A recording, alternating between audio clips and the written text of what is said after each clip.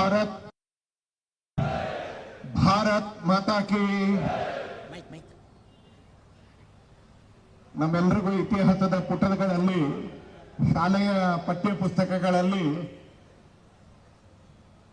ನಾವು ಉಪ್ಪು ತಯಾರಿಸಿದ್ರಿಂದ, ಚರಕದಲ್ಲಿ ನೂಲು ತೆಗೆದಿದ್ರಿಂದ ಮಾತ್ರ ಸ್ವಾತಂತ್ರ್ಯ ಸಿಕ್ಕಿದೆ ಅಂತ ನಮ್ಮೆಲ್ಲರಿಗೂ, ನನ್ನನ್ನು ಸೇರಿಸಿ ನಮ್ಮೆಲ್ಲರಿಗೂ ಶಾಲೆಗಳಲ್ಲಿ ಹೇಳ್ಕೊಡ್ಲಾಗಿದೆ. ನಾನು ಆರಂಭದಲ್ಲೇ ಹೇಳಲಿಕ್ಕೆ ಅಂತ ಬಯಸ್ತೀನಿ, ಇನ್ನೊಮ್ಮೆ ಜಯಘೋಷಕ್ಕಿಂತ ಮುಂಚೆ, ನಮ್ಮ ದೇಶಕ್ಕೆ ಸ್ವಾತಂತ್ರ್ಯ ಉಪ್ಪು ತಯಾರಿಸಿದ್ರಿಂದಲೂ ಬಂತು, ಚರಕದಲ್ಲಿ ನೂಲು ತೆಗೆದಿದ್ರಿಂದಲೂ ಬಂತು. ಆದರೆ ಬರೀ ಉಪ್ಪು ತಯಾರಿಸಿದ್ರಿಂದ ಬರಲಿಲ್ಲ, ಚರಕದಿಂದ ನೂಲು ತೆಗೆದ್ರಿಂದ ಬರಲಿಲ್ಲ.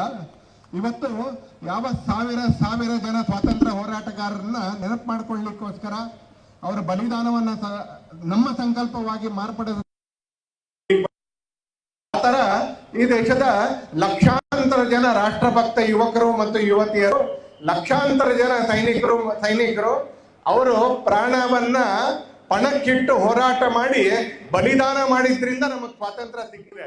ಅದ್ರ ಜೊತೆಗೆ ನಾವು ಉಪ್ಪು ಕೂಡ ತಯಾರು ಮಾಡ್ದೋ, ಅದ್ರ ಜೊತೆಗೆ ನಾವು ಚರಕದಲ್ಲೂ ಕೂಡ ನೂಲು ತೆಗೆದು, ಅದ್ರ ಜೊತೆಗೆ ನಾವು ಉಪವಾಸ ಸತ್ಯಾಗ್ರಹನೂ ಮಾಡ್ದೋ. ಆದ್ರೆ ಇದಕ್ಕೋಸ್ಕರ ಮಾತ್ರ ಸ್ವಾತಂತ್ರ್ಯ ಸಿಕ್ಕಿದ್ದಲ್ಲ, ಆ ಬಲಿದಾನದ ಕಾರಣಕ್ಕೆ ನಮಗೆ ಸ್ವಾತಂತ್ರ್ಯ ಸಿಕ್ಕಿದ್ದು. ಅದನ್ನ ಸ್ಮರಣೆ ಮಾಡ್ಕೊಳ್ಳಿಕ್ಕೆ ನಾವು ಇಲ್ಲಿ ಬಂದಿದ್ದೀವಿ. ಆ ಬಲಿದಾನಕ್ಕೆ ತಕ್ಕನಾಗಿರ್ತಕ್ಕಂಥ ಜಯಘೋಷವನ್ನ ನಾವೆಲ್ಲರೂ ಕೂಡ ಸಂಕಲ್ಪದ ಜೊತೆಗೆ ಹಾಕ್ಬೇಕು ಅಂತಲೇ. ಭಾರತ್ ಮಾತಾ ಕಿ. ಇನ್ನು ಕೆಲವ್ರಿಗೆ ಮನಸ್ಸಲ್ಲಿ ಬರ್ಲಿಲ್ಲ, ಬರ್ಬೇಕು ಅಂತ. ಭಾರತ್ ಮಾತಾ ಕಿ. ವಂದೇ ವಂದೇ ವಂದೇ. 80ರ ಸ್ವಾತಂತ್ರ್ಯದ ಸಂಭ್ರಮದಲ್ಲಿ ಈ ದೇಶಕ್ಕೆ ಸ್ವಾತಂತ್ರ್ಯ ಸಿಕ್ಕಿರ್ತಕ್ಕಂಥ ರೀತಿಯನ್ನ ಸ್ಮರಣೆ ಮಾಡ್ಕೊಳ್ಳೋದಕ್ಕೆ, ಈ ದೇಶದ ಸ್ವಾತಂತ್ರ್ಯಕ್ಕೆ ಕಾರಣೀಭೂತರಾಗಿರ್ತಕ್ಕಂಥ, ಸ್ವಾತಂತ್ರ್ಯದ ಪ್ರಾಪ್ತಿಗೆ ಕಾರಣೀಭೂತರಾಗಿರ್ತಕ್ಕಂಥ ಲಕ್ಷ ಜನ ಬಲಿದಾನಗಳನ್ನ ನೆನಪು ಮಾಡಿಕೊಳ್ಳಿಕ್ಕೆ, ಈ ದೇಶದ ಸ್ವಾತಂತ್ರ್ಯ ಇವತ್ತಿನ ಜನಾಂಗಕ್ಕೆ ಯಾವ ಸಂಕಲ್ಪವನ್ನ ಕಟ್ಟಿಕೊಡ್ತಾ ಇದೆಯೋ ಆ ಸಂಕಲ್ಪವನ್ನ ಮತ್ತಷ್ಟು ಬಲವಾಗಿ ನಮ್ಮೆಲ್ಲರ ಹೃದಯದಲ್ಲಿ ಕಿಚ್ಚಿನ ರೂಪದಲ್ಲಿ ಸ್ಮರಣೆಯಾಗಿ ಮಾರ್ಪಡಿಸ್ಕೊಳ್ಳೋದಕ್ಕೆ, ಅದರ ಜೊತೆಗೆ ಇವತ್ತೇನು ನಮಗೆ 80 ವರ್ಷದ ಕೆಳಗೆ ಈ ದಿನ ಸ್ವಾತಂತ್ರ್ಯ ಸಿಕ್ತು, ಇದೇ ಗಳಿಗೆಯಲ್ಲಿ ಸ್ವಾತಂತ್ರ್ಯ ಸಿಕ್ತು, ಆ ಸಂದರ್ಭದಲ್ಲಿ ನಮ್ಮ ಎದುರಿಗೆ ನಡೆದು ಹೋದಂತ ಇತಿಹಾಸ ಕಂಡು ಕೇಳರಿಯದಂತ ಒಂದು ದೊಡ್ಡ ನರಮೇಧ, 35 ಲಕ್ಷಕ್ಕಿಂತ ಹೆಚ್ಚು ಹಿಂದೂಗಳ ಹತ್ಯೆ ಆಗಿರ್ತಕ್ಕಂಥ ಕ್ಷಣಗಳನ್ನ ಜ್ಞಾಪಕ ಮಾಡ್ಕೊಳ್ಳಿಕ್ಕೆ, ಹಾಗೆ ನಾವೆಲ್ಲರೂ ರಾಷ್ಟ್ರ ಧ್ವಜಾರೋಹಣವನ್ನ ಹಾಗೆ ಧರ್ಮ ಧ್ವಜಾರೋಹಣವನ್ನ ಮಾಡ್ತಾ ಅದರ ನಂತರ ನಾವು ರಾಷ್ಟ್ರಗೀತೆಯನ್ನ ಹಾಡ್ತಾ ಇರ್ಬೇಕಾದ್ರೆ ಪಂಜಾಬ್, ಸಿಂಧು, ಗುಜರಾತ್, ಮರಾಠ ಅಂತಕ್ಕಂಥ ವಾಕ್ಯವನ್ನ ಇಲ್ಲೆಲ್ಲರೂ ಕೂಡ ಹೇಳಿದ್ರು. ಪಂಜಾಬ್, ಸಿಂಧು ಅಂತ ಹೇಳಿದ್ರು. ಆ ಪಂಜಾಬ್ ಪೂರ್ತಿ ನಮ್ಮ ಹತ್ರ ಇಲ್ಲ, ಅರ್ಧ ಪಂಜಾಬ್ ಮಾತ್ರ ನಮ್ಮ ಹತ್ರ ಇರ್ತಕ್ಕಂಥದ್ದು. ಯಾವ ಸಿಂಧುವಿನ ಬಗ್ಗೆ ನಾವು ಸ್ಪರ್ಶ ಮಾಡಿದೀವೋ, ಹೇಳಿದೀವೋ, ಒಂದೇ ಮಾತ್ರ ಮನಲ್ಲಿ ಮತ್ತೆ ಹೇಳಲಿಕ್ಕಿದೀವೋ, ಆ ಸಿಂಧು ಬರೇ ಒಂದು 30-40 ಕಿಲೋಮೀಟರ್ ಮಾತ್ರ ನಮ್ಮ ದೇಶದಲ್ಲಿ ಇವತ್ತು ಹರಿತಾ ಇರ್ತಕ್ಕಂಥದ್ದು. ಯಾವ ವಂಗ ಅಂತ ಹೇಳ್ತೀವೋ, ಆ ವಂಗದಲ್ಲಿ, ಆ ಬಂಗದಲ್ಲಿ ಕೂಡ, ಆ ಬಂಗಾಳದಲ್ಲಿ ನಮ್ಮ ಹತ್ರ ಕೇವಲ 41% ನಮ್ಮ ಹತ್ರ ಇರ್ತಕ್ಕಂಥದ್ದು. ನಮಗ್ ಸಿಕ್ಕಿರ್ತಕ್ಕಂಥ ಸ್ವಾತಂತ್ರ್ಯ, ಆ ಸಿಕ್ಕಿರ್ತಕ್ಕಂಥ ಸ್ವಾತಂತ್ರ್ಯದ ಕಾರಣಗಳು, ಆ ಸಿಕ್ಕಿರ್ತಕ್ಕಂಥ ಸ್ವಾತಂತ್ರ್ಯವನ್ನ ಭವಿಷ್ಯಕ್ಕೆ ಮೆಟ್ಲುಗಳಾಗಿ ಉಪಯೋಗಿಸ್ಕೊಳ್ಳಿಕ್ಕೆ ಬೇಕಾಗಿರ್ತಕ್ಕಂಥ ಸಂಕಲ್ಪವನ್ನ ಮಾಡೋದ್ರ ಜೊತೆಗೆ ಯಾವ ಪಂಜಾಬಿನ ಸ್ಮರಣೆಯನ್ನ ರಾಷ್ಟ್ರಗೀತೆಯನ್ನು ಮಾಡಿದೀವೋ ಆ ಪೂರ್ಣ ಪಂಜಾಬನ್ನ ನಮ್ಮ ಕಣ್ಣೆದರಲ್ಲೇ ಭಾರತದ ಭೂಪಟದಲ್ಲಿ ನೋಡಬೇಕು. ಆ ಸಿಂಧು ಯಾವ್ದು 10-15-20-25 ಕಿಲೋಮೀಟರ್ ಮಾತ್ರ ನಮ್ಮ ದೇಶದಲ್ಲಿ ಹರಿಯುತ್ತೋ, ಅದು ಸಾವಿರಾರು ಕಿಲೋಮೀಟರ್ಗಳ ಹರಿದು ಸಿಂಧು ಸಾಗರದಲ್ಲಿ ಇವತ್ತಿನ ಅರಬ್ಬಿ ಸಮುದ್ರದಲ್ಲಿ ಸೇರ್ತಕ್ಕಂಥ ಜಾಗದವರೆಗೆ ಅದನ್ನು ಕೂಡ ಭಾರತದ ಭೂಪಟದ ಒಳಗೆ ನೋಡಬೇಕು. ಅರ್ಧ ಮಾತ್ರ ನಮ್ಮ ಹತ್ರ ಇರ್ತಕ್ಕಂಥ, ಅರ್ಧಕ್ಕಿಂತ ಕಡಿಮೆ ಇರ್ತಕ್ಕಂಥ ಪೂರ್ತಿ ಬಂಗಾಳ ಭಾರತದ ಭೂಪಟದ ಒಳಗೆ ನಮ್ಮ ಕಣ್ಣೆದುರಿಗೆ ನೋಡ್ಬೇಕು ಅನ್ನೋದನ್ನ ಸಂಕಲ್ಪ ಮಾಡ್ಕೊಳ್ಳಿಕ್ಕೆ ಅಂತ ಇಲ್ಲೆಲ್ಲರೂ ಕೂಡ ಬಂದಿದ್ದೀವಿ ನಾವು. ಆಗಸ್ಟ್ 14 ಮತ್ತು 15ರ ಮಧ್ಯರಾತ್ರಿಯಲ್ಲಿ ಇಂಗ್ಲಿಷ್ ಕ್ಯಾಲೆಂಡರ್ನ ಪ್ರಕಾರ, ಇವತ್ತಿನ ಗಡಿಯಾರದ ಪ್ರಕಾರ ನಾವು ಆಗಸ್ಟ್ 15ನ ಪ್ರವೇಶ ಮಾಡಿದ್ದೀವಿ. 16 ನಿಮಿಷಗಳು ಕಳೆದಿದೆ ಆಗಸ್ಟ್ 15. ಇನ್ನೊಂದು 4.5 ತಿಂಗಳ ನಂತರ ಇದೇ ರೀತಿ ಬೆಂಗಳೂರಿನಲ್ಲಿ ಇನ್ನೊಂದು ಮಧ್ಯರಾತ್ರಿ ಕಾರ್ಯಕ್ರಮ ಕೂಡ ನಡೆಯುತ್ತೆ. ಅಲ್ಲಿ ಪೊಲೀಸರಿಗೆ ಡಿಸೆಂಬರ್ 31 ಜನವರಿ 1ರ ಮಧ್ಯರಾತ್ರಿಯಲ್ಲಿ ಅಲ್ಲಿ ಪೊಲೀಸ್ನವ್ರಿಗೆ ಓವರ್ ಟೈಮ್ ಇದ್ರೆ, ಇಲ್ಲಿ ಪೊಲೀಸ್ನವ್ರಿಗೂ ಕೂಡ ಒಂದು ಆನಂದದ ಕ್ಷಣ, ಒಂದಲ್ಲಿ ರಾಷ್ಟ್ರಭಕ್ತರ ಜೊತೆ ಒಂದ್ ಸ್ವಲ್ಪ ಸಮಯ ಕಳೆಯೋಣ ಅಂತ ಅವರು ಕೂಡ ಆರಾಮದಲ್ಲಿ ಕುತ್ಕೊಳ್ಬಹುದಾಗಿರ್ತಕ್ಕಂಥ ಕ್ಷಣ. ಅಲ್ಲಿ ಓವರ್ ಟೈಮ್ ಕೆಲಸ ಮಾಡಬೇಕು. ಯಾಕಂದ್ರೆ ಅಲ್ಲಿ ದೇಶದ ಗುಂಗಿಲ್ಲ, ಧರ್ಮದ ಹಂಗಿಲ್ಲ, ಯಾವುದಿಲ್ಲ. ಆದ್ರೆ ಇಲ್ಲಿ ದೇಶಭಕ್ತರ ಜೊತೆ ಆ ಪೊಲೀಸರು ಇದ್ದಾರೆ, ಇಲ್ಲಿ ಧರ್ಮ ಭಕ್ತರ ಜೊತೆ ಆ ಪೊಲೀಸರು ಇದ್ದಾರೆ. ಆ ಪೊಲೀಸರಿಗೆ ಯಾವ ಕೆಲಸನೂ ಇಲ್ಲ ಒಂದಲ್ಲಿ. ನಮ್ಮ ಸಂಕಲ್ಪದಿಂದ ಕೆಲವ್ರಿಗೆ ಹೆದರಿಕೆ ಆಗುತ್ತಲ್ಲ, ಅವ್ರಿಗೋಸ್ಕರ ಅವ್ರು ಇಲ್ಲಿಗೆ ಬಂದಿದ್ದಾರೆ. ಹಾಗೆ ಇನ್ 4.5 ತಿಂಗಳ ನಂತರ ಇನ್ನೊಂದು ಮಧ್ಯರಾತ್ರಿ ಬೆಂಗಳೂರಿನಲ್ಲಿ ಅನಾವರಣಗೊಳ್ಳುತ್ತೆ. ಅದಕ್ಕೂ ಇದಕ್ಕೂ ಅಜಗಜಾಂತರ ಗಾವುದಷ್ಟು ದೂರದ ವ್ಯತ್ಯಾಸ ಇದೆ ಅನ್ನೋದರ ಸ್ಮರಣೆ ಕೂಡ ನಮ್ಮೆಲ್ಲರಿಗೂ ಕೂಡ ಆಗ್ಬೇಕು ಅಂತ. ಬಂಧುಗಳೇ, ಆಗಸ್ಟ್ 15, 1947 ಇಸ್ವಿಯ ಮಧ್ಯರಾತ್ರಿಯಲ್ಲಿ ನಮ್ಮ ದೇಶಕ್ಕೆ ಸ್ವಾತಂತ್ರ್ಯ ಸಿಕ್ತು. ನಮ್ಮ ದೇಶಕ್ಕೆ ಸ್ವಾತಂತ್ರ್ಯ ಸಿಗಲಿಕ್ಕೆ 1 ಗಂಟೆಯಷ್ಟು ಮುಂಚೆ ಪಾಕಿಸ್ತಾನದಲ್ಲೂ ಕೂಡ ಪಾಕಿಸ್ತಾನದ ಧ್ವಜ ಆರೋಹಣ ಆಯಿತು. ಮೊಟ್ಟ ಮೊದಲನೇ ಬಾರಿಗೆ ಪಾಕಿಸ್ತಾನ ಅಂತಕ್ಕಂಥ ಶಬ್ದ ಅಸ್ತಿತ್ವಕ್ಕೆ ಬಂದಿದ್ದು ಅದೇ ಆಗಸ್ಟ್ 14 ಅಥವಾ 14ರ ಮಧ್ಯರಾತ್ರಿಯಲ್ಲಿ. ನಮಗೆ 15ರ ಮಧ್ಯರಾತ್ರಿ ಅಂತ ಅನ್ಕೊಂಡ್ರೆ ಅವ್ರಿಗೆ 14ರ ಮಧ್ಯರಾತ್ರಿಯಲ್ಲಿ ಸ್ವಾತಂತ್ರ್ಯ ಸಿಕ್ತು ಅಂತಾನೆ. ಈ ದೇಶ ಅಥವಾ ನಮಗೆ ಸಿಕ್ಕಿರ್ತಕ್ಕಂಥ ಸ್ವಾತಂತ್ರ್ಯದ ಕಡೆಗೆ ಹೆಜ್ಜೆಯನ್ನ ಒಂದೇ ಬಾರಿಗೆ ಹಾಕ್ತು ಅಂತೇನಿಲ್ಲ, ಸುಲಭಕ್ಕೆ ಹಾಕ್ತು ಅಂತ ಏನಿಲ್ಲ.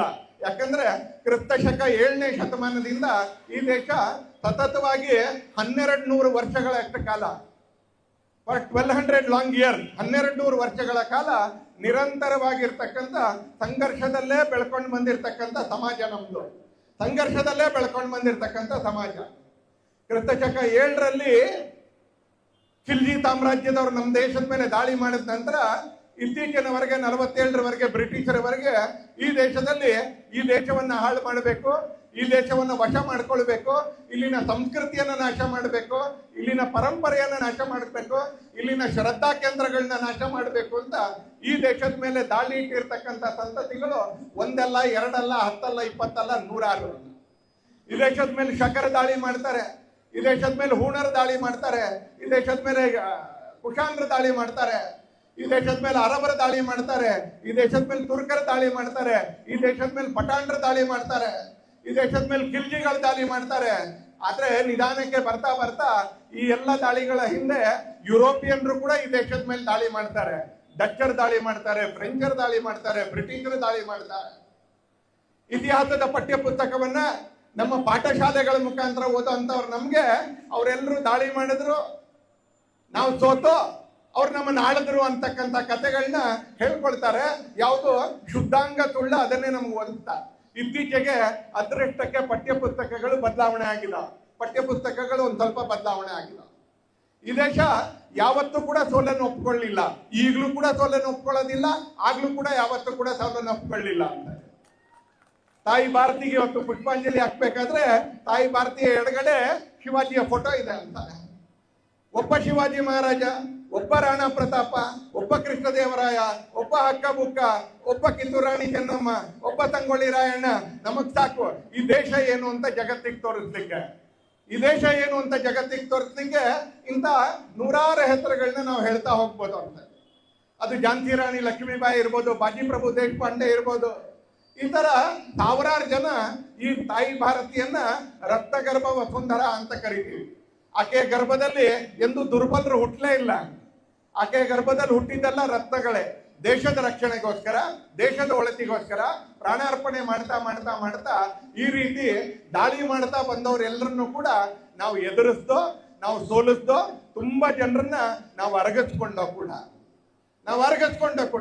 ಇವತ್ತು ಈ ದೇಶದಲ್ಲಿ ನಿಮ್ಗೆಲ್ಲೂ ಕೂಡ ಶಕರ ಕಾಣಿಸೋದಿಲ್ಲ, ಇವತ್ತು ದೇಶದಲ್ಲಿ ಹೂಣರ ಕಾಣಿಸೋದಿಲ್ಲ, ಇವತ್ತು ದೇಶದಲ್ಲಿ ಕುಶಾಂದ್ರ ಕಾಣಿಸೋದಿಲ್ಲ. ಸ್ವಲ್ಪ ಉತ್ತರ ಭಾರತಕ್ಕೆ ಬಂದ್ರೆ ನೀವು ಗ್ವಾಲಿಯರ್ನ ಹತ್ರ, ದಿಲ್ಲಿ ಹತ್ರ ಎಲ್ಲ ಹೊಡೆದ್ರೆ ಅಲ್ಲೆಲ್ಲ ಹೇಳ್ತಾರೆ ದಾಳಿ ಮಾಡೋರು ಬಂದವರೆಲ್ಲರೂ ಕೂಡ ಭಾರತದವ್ರು ಆಗ್ಬಿಟ್ಟಿದ್ದಾರೆ, ದಾಳಿ ಮಾಡಿದವರೆಲ್ಲರೂ ಹಿಂದೂಗಳಾಗ್ಬಿಟ್ಟಿದ್ದಾರೆ ಅಂತ. ಈ ದೇಶ ಅವ್ರೆಲ್ಲರನ್ನು ಅರಗಿಸ್ಕೊಳ್ತಾ ಅವ್ರೆಲ್ಲರನ್ನು ಹಿಂದೂ ಮಾಡ್ಕೊಳ್ತಾ ಅಂತಾರೆ. ದಾಳಿ ಮಾಡಿ ನಾವು ಹಿಂದೂ ಮಾಡ್ಲಿಲ್ಲ ಅಂತ. ಅವ್ರು ಹೇಗೆ ದಾಳಿ ಮಾಡಿ ನಮ್ಮನ್ನ ಮುಸಲ್ಮಾನರನ್ನಾಗಿ ಮಾಡಬೇಕು, ಅವ್ರು ಹೇಗೆ ಸೇವೆ ಮಾಡಿ ನಮ್ಮನ್ನ ಮತಾಂತರಗೊಳಿಸ್ಬೇಕು ಅಂತ ಬಂದಿದ್ರ, ಆ ರೀತಿ ನಾವು ದಾಳಿ ಮಾಡಿ ಅವರನ್ನ ಹಿಂದೂಗಳನ್ನಾಗಿ ಮಾಡಲಿಲ್ಲ. ಎದುರಿಸ್ತಾ ನಮ್ಮ ಶೌರ್ಯದ ಕಾರಣಕ್ಕೆ, ನಮ್ಮ ಸಂಕಲ್ಪದ ಕಾರಣಕ್ಕೆ, ನಮ್ಮ ಸಂಸ್ಕೃತಿಯ ಕಾರಣಕ್ಕೆ, ನಮ್ಮ ಪರಂಪರೆಯ ಕಾರಣಕ್ಕೆ, ನಮ್ಮ ಜೀವನ ಶೈಲಿಯ ಕಾರಣಕ್ಕೆ ಅವರೆಲ್ಲರನ್ನೂ ಹಿಂದೂ ಮಾಡೋದ್ರಲ್ಲಿ ನಾವು ಸಫಲರಾಗ. ಇವತ್ತು ಅವ್ರು ಯಾರು ಇಲ್ಲ. ಅದರ ನಂತರ ಒಂದಷ್ಟು ವಿಧರ್ಮೀಯರ ದಾಳಿ ನಮ್ಮ ದೇಶದ ಮೇಲೆ ಬಲವಾಗಿ ಆಗ್ಲಿಕ್ಕೆ ಆರಂಭ ಆಯ್ತು. ಆ ದಾಳಿ ನಮ್ಗೆ ಹೊಸತು. ಆ ದಾಳಿಯ ರೀತಿ ನಮ್ಗೆ ಹೊಸ್ತು ಅಂತ. ಹಾಗಾಗಿ ಆ ದಾಳಿಯನ್ನು ಎದುರಿಸೋದ್ರಲ್ಲಿ ಕೆಲವು ಸಲ ನಾವು ಸಫಲರಾದೋ, ಕೆಲವು ಸಲ ನಾವು ವಿಫಲರಾದೋ. ಆದ್ರೆ ನೆನ್ಪಿಟ್ಕೊಳ್ಳಿ, ಇಡೀ ಭಾರತ ಎಂದೂ ಕೂಡ ಸೋಲೊಪ್ಪಲಿಲ್ಲ. ಇಡೀ ಭಾರತ ಎಂದೂ ಕೂಡ ಸೋಲೊಪ್ಪಲಿಲ್ಲ. ಸಣ್ಣ ಪುಟ್ಟ ರಾಜ್ಯರು, ಬಹಳ ದೊಡ್ಡ ದೊಡ್ಡ ರಾಜ್ಯಗಳ ಕತೆ ಆರಾಮವಾಗಿ ಹೇಳ್ಬೋದು ನಾವು ಅದನ್ನ. ಆದ್ರೆ ಸಣ್ಣ ಪುಟ್ಟದಾಗಿರ್ತಕ್ಕಂಥ ರಾಜರು ಈ ತರ ದಾಳಿ ಮಾಡ್ತಾ ಇದ್ದವ್ರಿಗೆ ಪೌರವನ್ ಕತೆ ನಾವೆಲ್ಲರೂ ಕೇಳ್ತೀವಿ. ಅಲೆಕ್ಸಾಂಡರ್ನ ವಿರುದ್ಧ ಹೋರಾಡ್ದ ಅಂತೇಳಿ. ಹಾಗೆ ಅನೇಕ ರಾಜಸ್ಥಾನದ ರಾಜರುಗಳು, ಅನೇಕ ಗಾಂಧಾರದ ರಾಜರುಗಳು ಸಣ್ಣ ಸಣ್ಣ ರಾಜರು. ಜೀವನದಲ್ಲಿ ಅವ್ರಿಗೆ ಯಾವತ್ತೂ ಕೂಡ ಅರ್ಥ ಆಗದೆ ಇರುವಷ್ಟರ ಮಟ್ಟಿಗಿನ ಪಾಠವನ್ನ ಕಲಿಸೋದ್ರಲ್ಲಿ ಈ ದೇಶದ ಸಾಮಾನ್ಯ ಜನ ಯಶಸ್ವಿಗಳಾಗ್ತಾರೆ. ಸಾಮಾನ್ಯ ಜನ ಯಶಸ್ವಿಗಳಾಗ್ತಾರೆ. ನಾವು ರಾಣಾ ಪ್ರತಾಪನ್ ಕಥೆಯನ್ನು ಕೇಳಿದ್ರೆ, ನಾವು ಶಿವಾಜಿ ಮಹಾರಾಜರ ಸ್ಮರಣೆ ಮಾಡ್ತಾ ಹೋದ್ರೆ, ನಾವು ಈ ತರದ ಹಲವಾರು ಕಥೆಗಳನ್ನ ಕೇಳ್ತಾ ಹೋದ್ರೆ ಇತಿಹಾಸದಲ್ಲಿ ಈ ದೇಶ ಅತ್ಯಂತ ವೀರರ ನಾಡು ಅನ್ನೋದು ನಮ್ಗೆ ತುಂಬಾ ಸ್ಪಷ್ಟವಾಗಿ ಗೊತ್ತಾಗುತ್ತೆ. ಅದಾಗ್ತಾ ಇರ್ಬೇಕಾದ್ರೆ ಕೂಡ ನಮ್ಮ ಹತ್ರ ಹೋಗುತ್ತೆ. ನಾವು ಕೆಲವು ಭಾಗಗಳನ್ನ ಕಳ್ಕೊಳ್ತೀವಿ. ಅದಾದ ನಂತರ ಯುರೋಪಿಯನ್ರು ನಮ್ಮ ಮಧ್ಯದಲ್ಲಿ ಬರ್ತಾರೆ. 1852ರಲ್ಲಿ ಈ ದೇಶ ಸಂಪೂರ್ಣವಾಗಿ ಯುರೋಪಿಯನ್ರ ಕೈಗೊಳಗಾಗಿರುತ್ತೆ.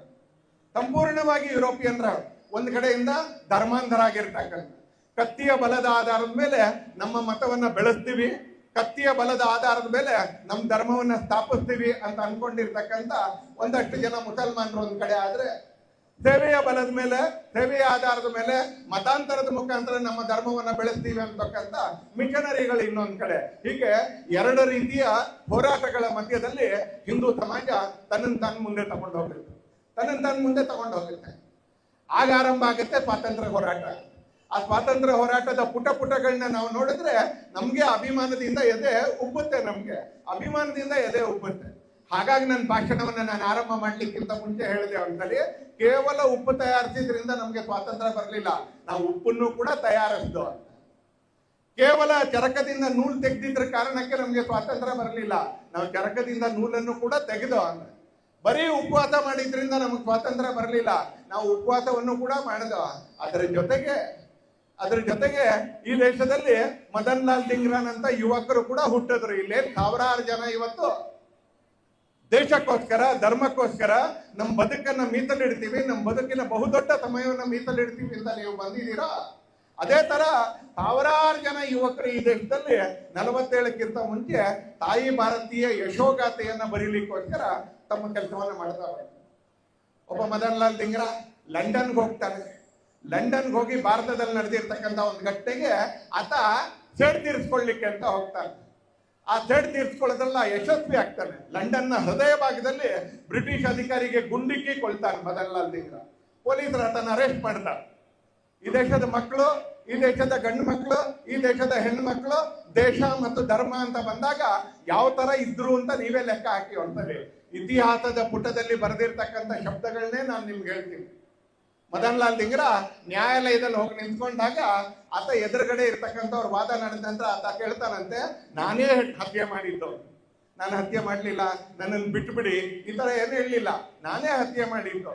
ಜೈಲಿಗೆ ಸೇರ್ತಾನೆ, ಗಲ್ಲು ಶಿಕ್ಷೆ ಆಗುತ್ತೆ, ಗಲ್ಲಿಗೆ ಹಾಕುವಂತ ದಿನ ಬರುತ್ತೆ. ಗಲ್ಲಿಗೆ ಹಾಕುವಂತ ಕ್ಷಣದಲ್ಲಿ ಆತ ಹೇಳಿರ್ತಕ್ಕಂಥ ವಾಕ್ಯ ಏನು, ಇಲ್ಲಿರೋರೆಲ್ಲರೂ ನಾವು ಸ್ಮರಣೆ ಮಾಡ್ಕೊಳ್ಬೇಕು ಅಂತ. ನಮ್ಮ ಮನೆ ಪಟ್ಲದಲ್ಲಿ ಅಚ್ಚೊತ್ತಿಟ್ಕೊಳ್ಬೇಕಾಗಿರ್ತಕ್ಕಂಥ ವಾಕ್ಯ. ಮದನ್ ಲಾಲ್ ಧಿಂಗ್ರಾ ಹೇಳ್ತಾನೆ, ಅಮ್ಮ ನಿನ್ನಂತ ದೊಡ್ಡ ತಾಯಿಗೆ ನನ್ನಂತ ದೊಡ್ಡ ಮಗ ನನ್ನ ರಕ್ತ ಅಲ್ಲದೆ ಇನ್ನೇನಂತಾನೆ ಕೊಡ್ಬೋದಮ್ಮ ಅಂತ ಕೇಳ್ತಾನೆ. ಗಲ್ಲಿಗೆ ಕೊರಳೊಟ್ಟಬೇಕು, ಇನ್ನೊಂದು ಸ್ವಲ್ಪ ಹೊತ್ತಿಗೆ ಪ್ರಾಣ ಹೋಗುತ್ತೆ. ಎದುರುಗಡೆ ಇರ್ತಕ್ಕಂಥದ್ದು ಬ್ರಿಟಿಷ್ ಅಧಿಕಾರಿಗಳು, ಅಮಾನುಷವಾಗಿರ್ತಕ್ಕಂಥ ಬ್ರಿಟಿಷ್ ಅಧಿಕಾರಿಗಳು, ಬಚಾವ್ ಆಗ್ತಕ್ಕಂಥ ಕ್ಷಮೆಯ ಯಾವ ಗೋಜು ಇಲ್ಲ ಅನ್ನುವಂತ ಸಂದರ್ಭದಲ್ಲಿ ಮದನ್ ಲಾಲ್ ಧಿಂಗ್ರಾ ಹೇಳ್ತಾನೆ, ಅಮ್ಮ ನಿನ್ನಂತ ದೊಡ್ಡ ತಾಯಿಗೆ ನನ್ನಂತ ದೊಡ್ಡ ಮಗ ತನ್ನ ರಕ್ತ ಅಲ್ಲದೆ ಇನ್ನೇನನ್ನು ಕೊಡ್ಬೋದು ಅಂತ ಕೇಳ್ತಾನೆ.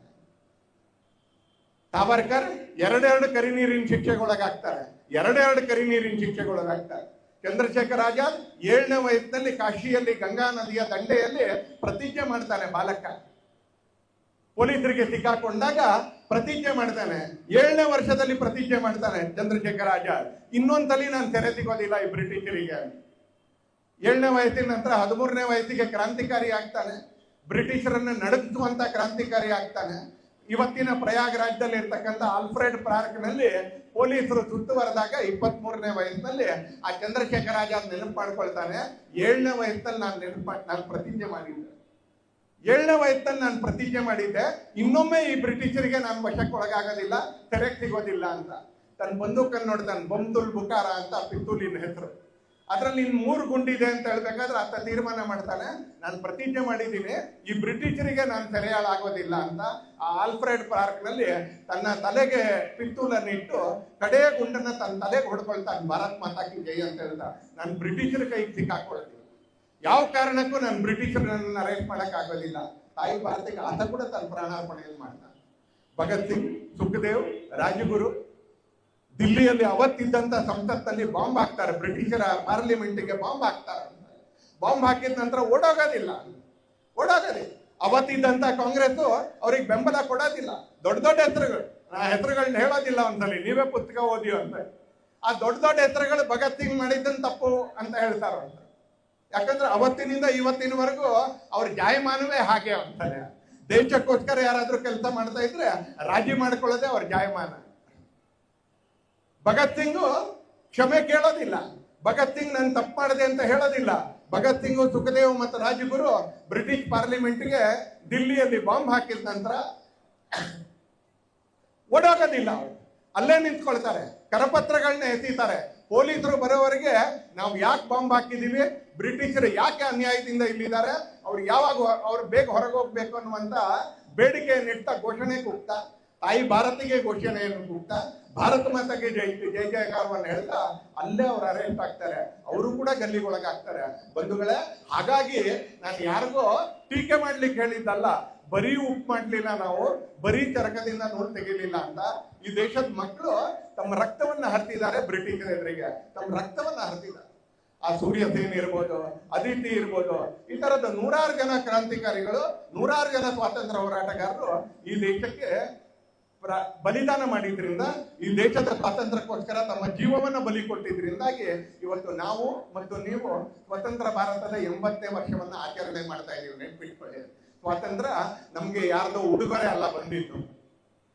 ಸ್ವಾತಂತ್ರ್ಯ ನಮ್ಗೆ ಯಾರೋ ಕೊಟ್ಟಿರ್ತಕ್ಕಂಥ ಉಡುಗೊರೆ ಅಲ್ಲ. ಸ್ವಾತಂತ್ರ್ಯ ಯಾವುದೋ ಒಪ್ಪಂದದ ಮುಖಾಂತರ ಬರಲಿಲ್ಲ. ಸ್ವಾತಂತ್ರ್ಯ ಯಾವುದೋ ಹೊಂದಾಣಿಕೆ ಮುಖಾಂತರ ಬರಲಿಲ್ಲ. ಸ್ವಾತಂತ್ರ್ಯ ಯಾವುದೋ ಕಾಂಪ್ರಮೈಸ್ ಮುಖಾಂತರ ಬರಲಿಲ್ಲ. ಸ್ವಾತಂತ್ರ್ಯವನ್ನ ನಾವು ರಕ್ತದ ಹನಿಯನ್ನ ಬಲಿ ಕೊಟ್ಟು ನಮ್ಮ ಪೂರ್ವಜರು ಈ ದೇಶ ಸ್ವಾತಂತ್ರ್ಯವನ್ನ ಪಡ್ಕೊಂಡಿದ್ದಾರೆ. ನಮ್ ದೌರ್ಭಾಗ್ಯ ಏನು ಅಂತ ಕೇಳಿದ್ರೆ, ಯಾವ ವಯಸ್ಸಲ್ಲಿ ಪಠ್ಯ ಪುಸ್ತಕದಲ್ಲಿ ಇದನ್ನು ಓದಬೇಕೋ ಅದನ್ನ ಓದಕ್ಕೆ ನಿಮ್ಮಂತವ್ರಿಗೆ ತುಂಬಾ ಜನ ಆಗಿರ್ಲಿಲ್ಲ. ಇವತ್ತಿನ ಶಾಲೆಯಲ್ಲಿ ಅದನ್ನು ಓದ್ತಾ ಇದ್ದಾರೆ ಪಠ್ಯ ಪುಸ್ತಕ.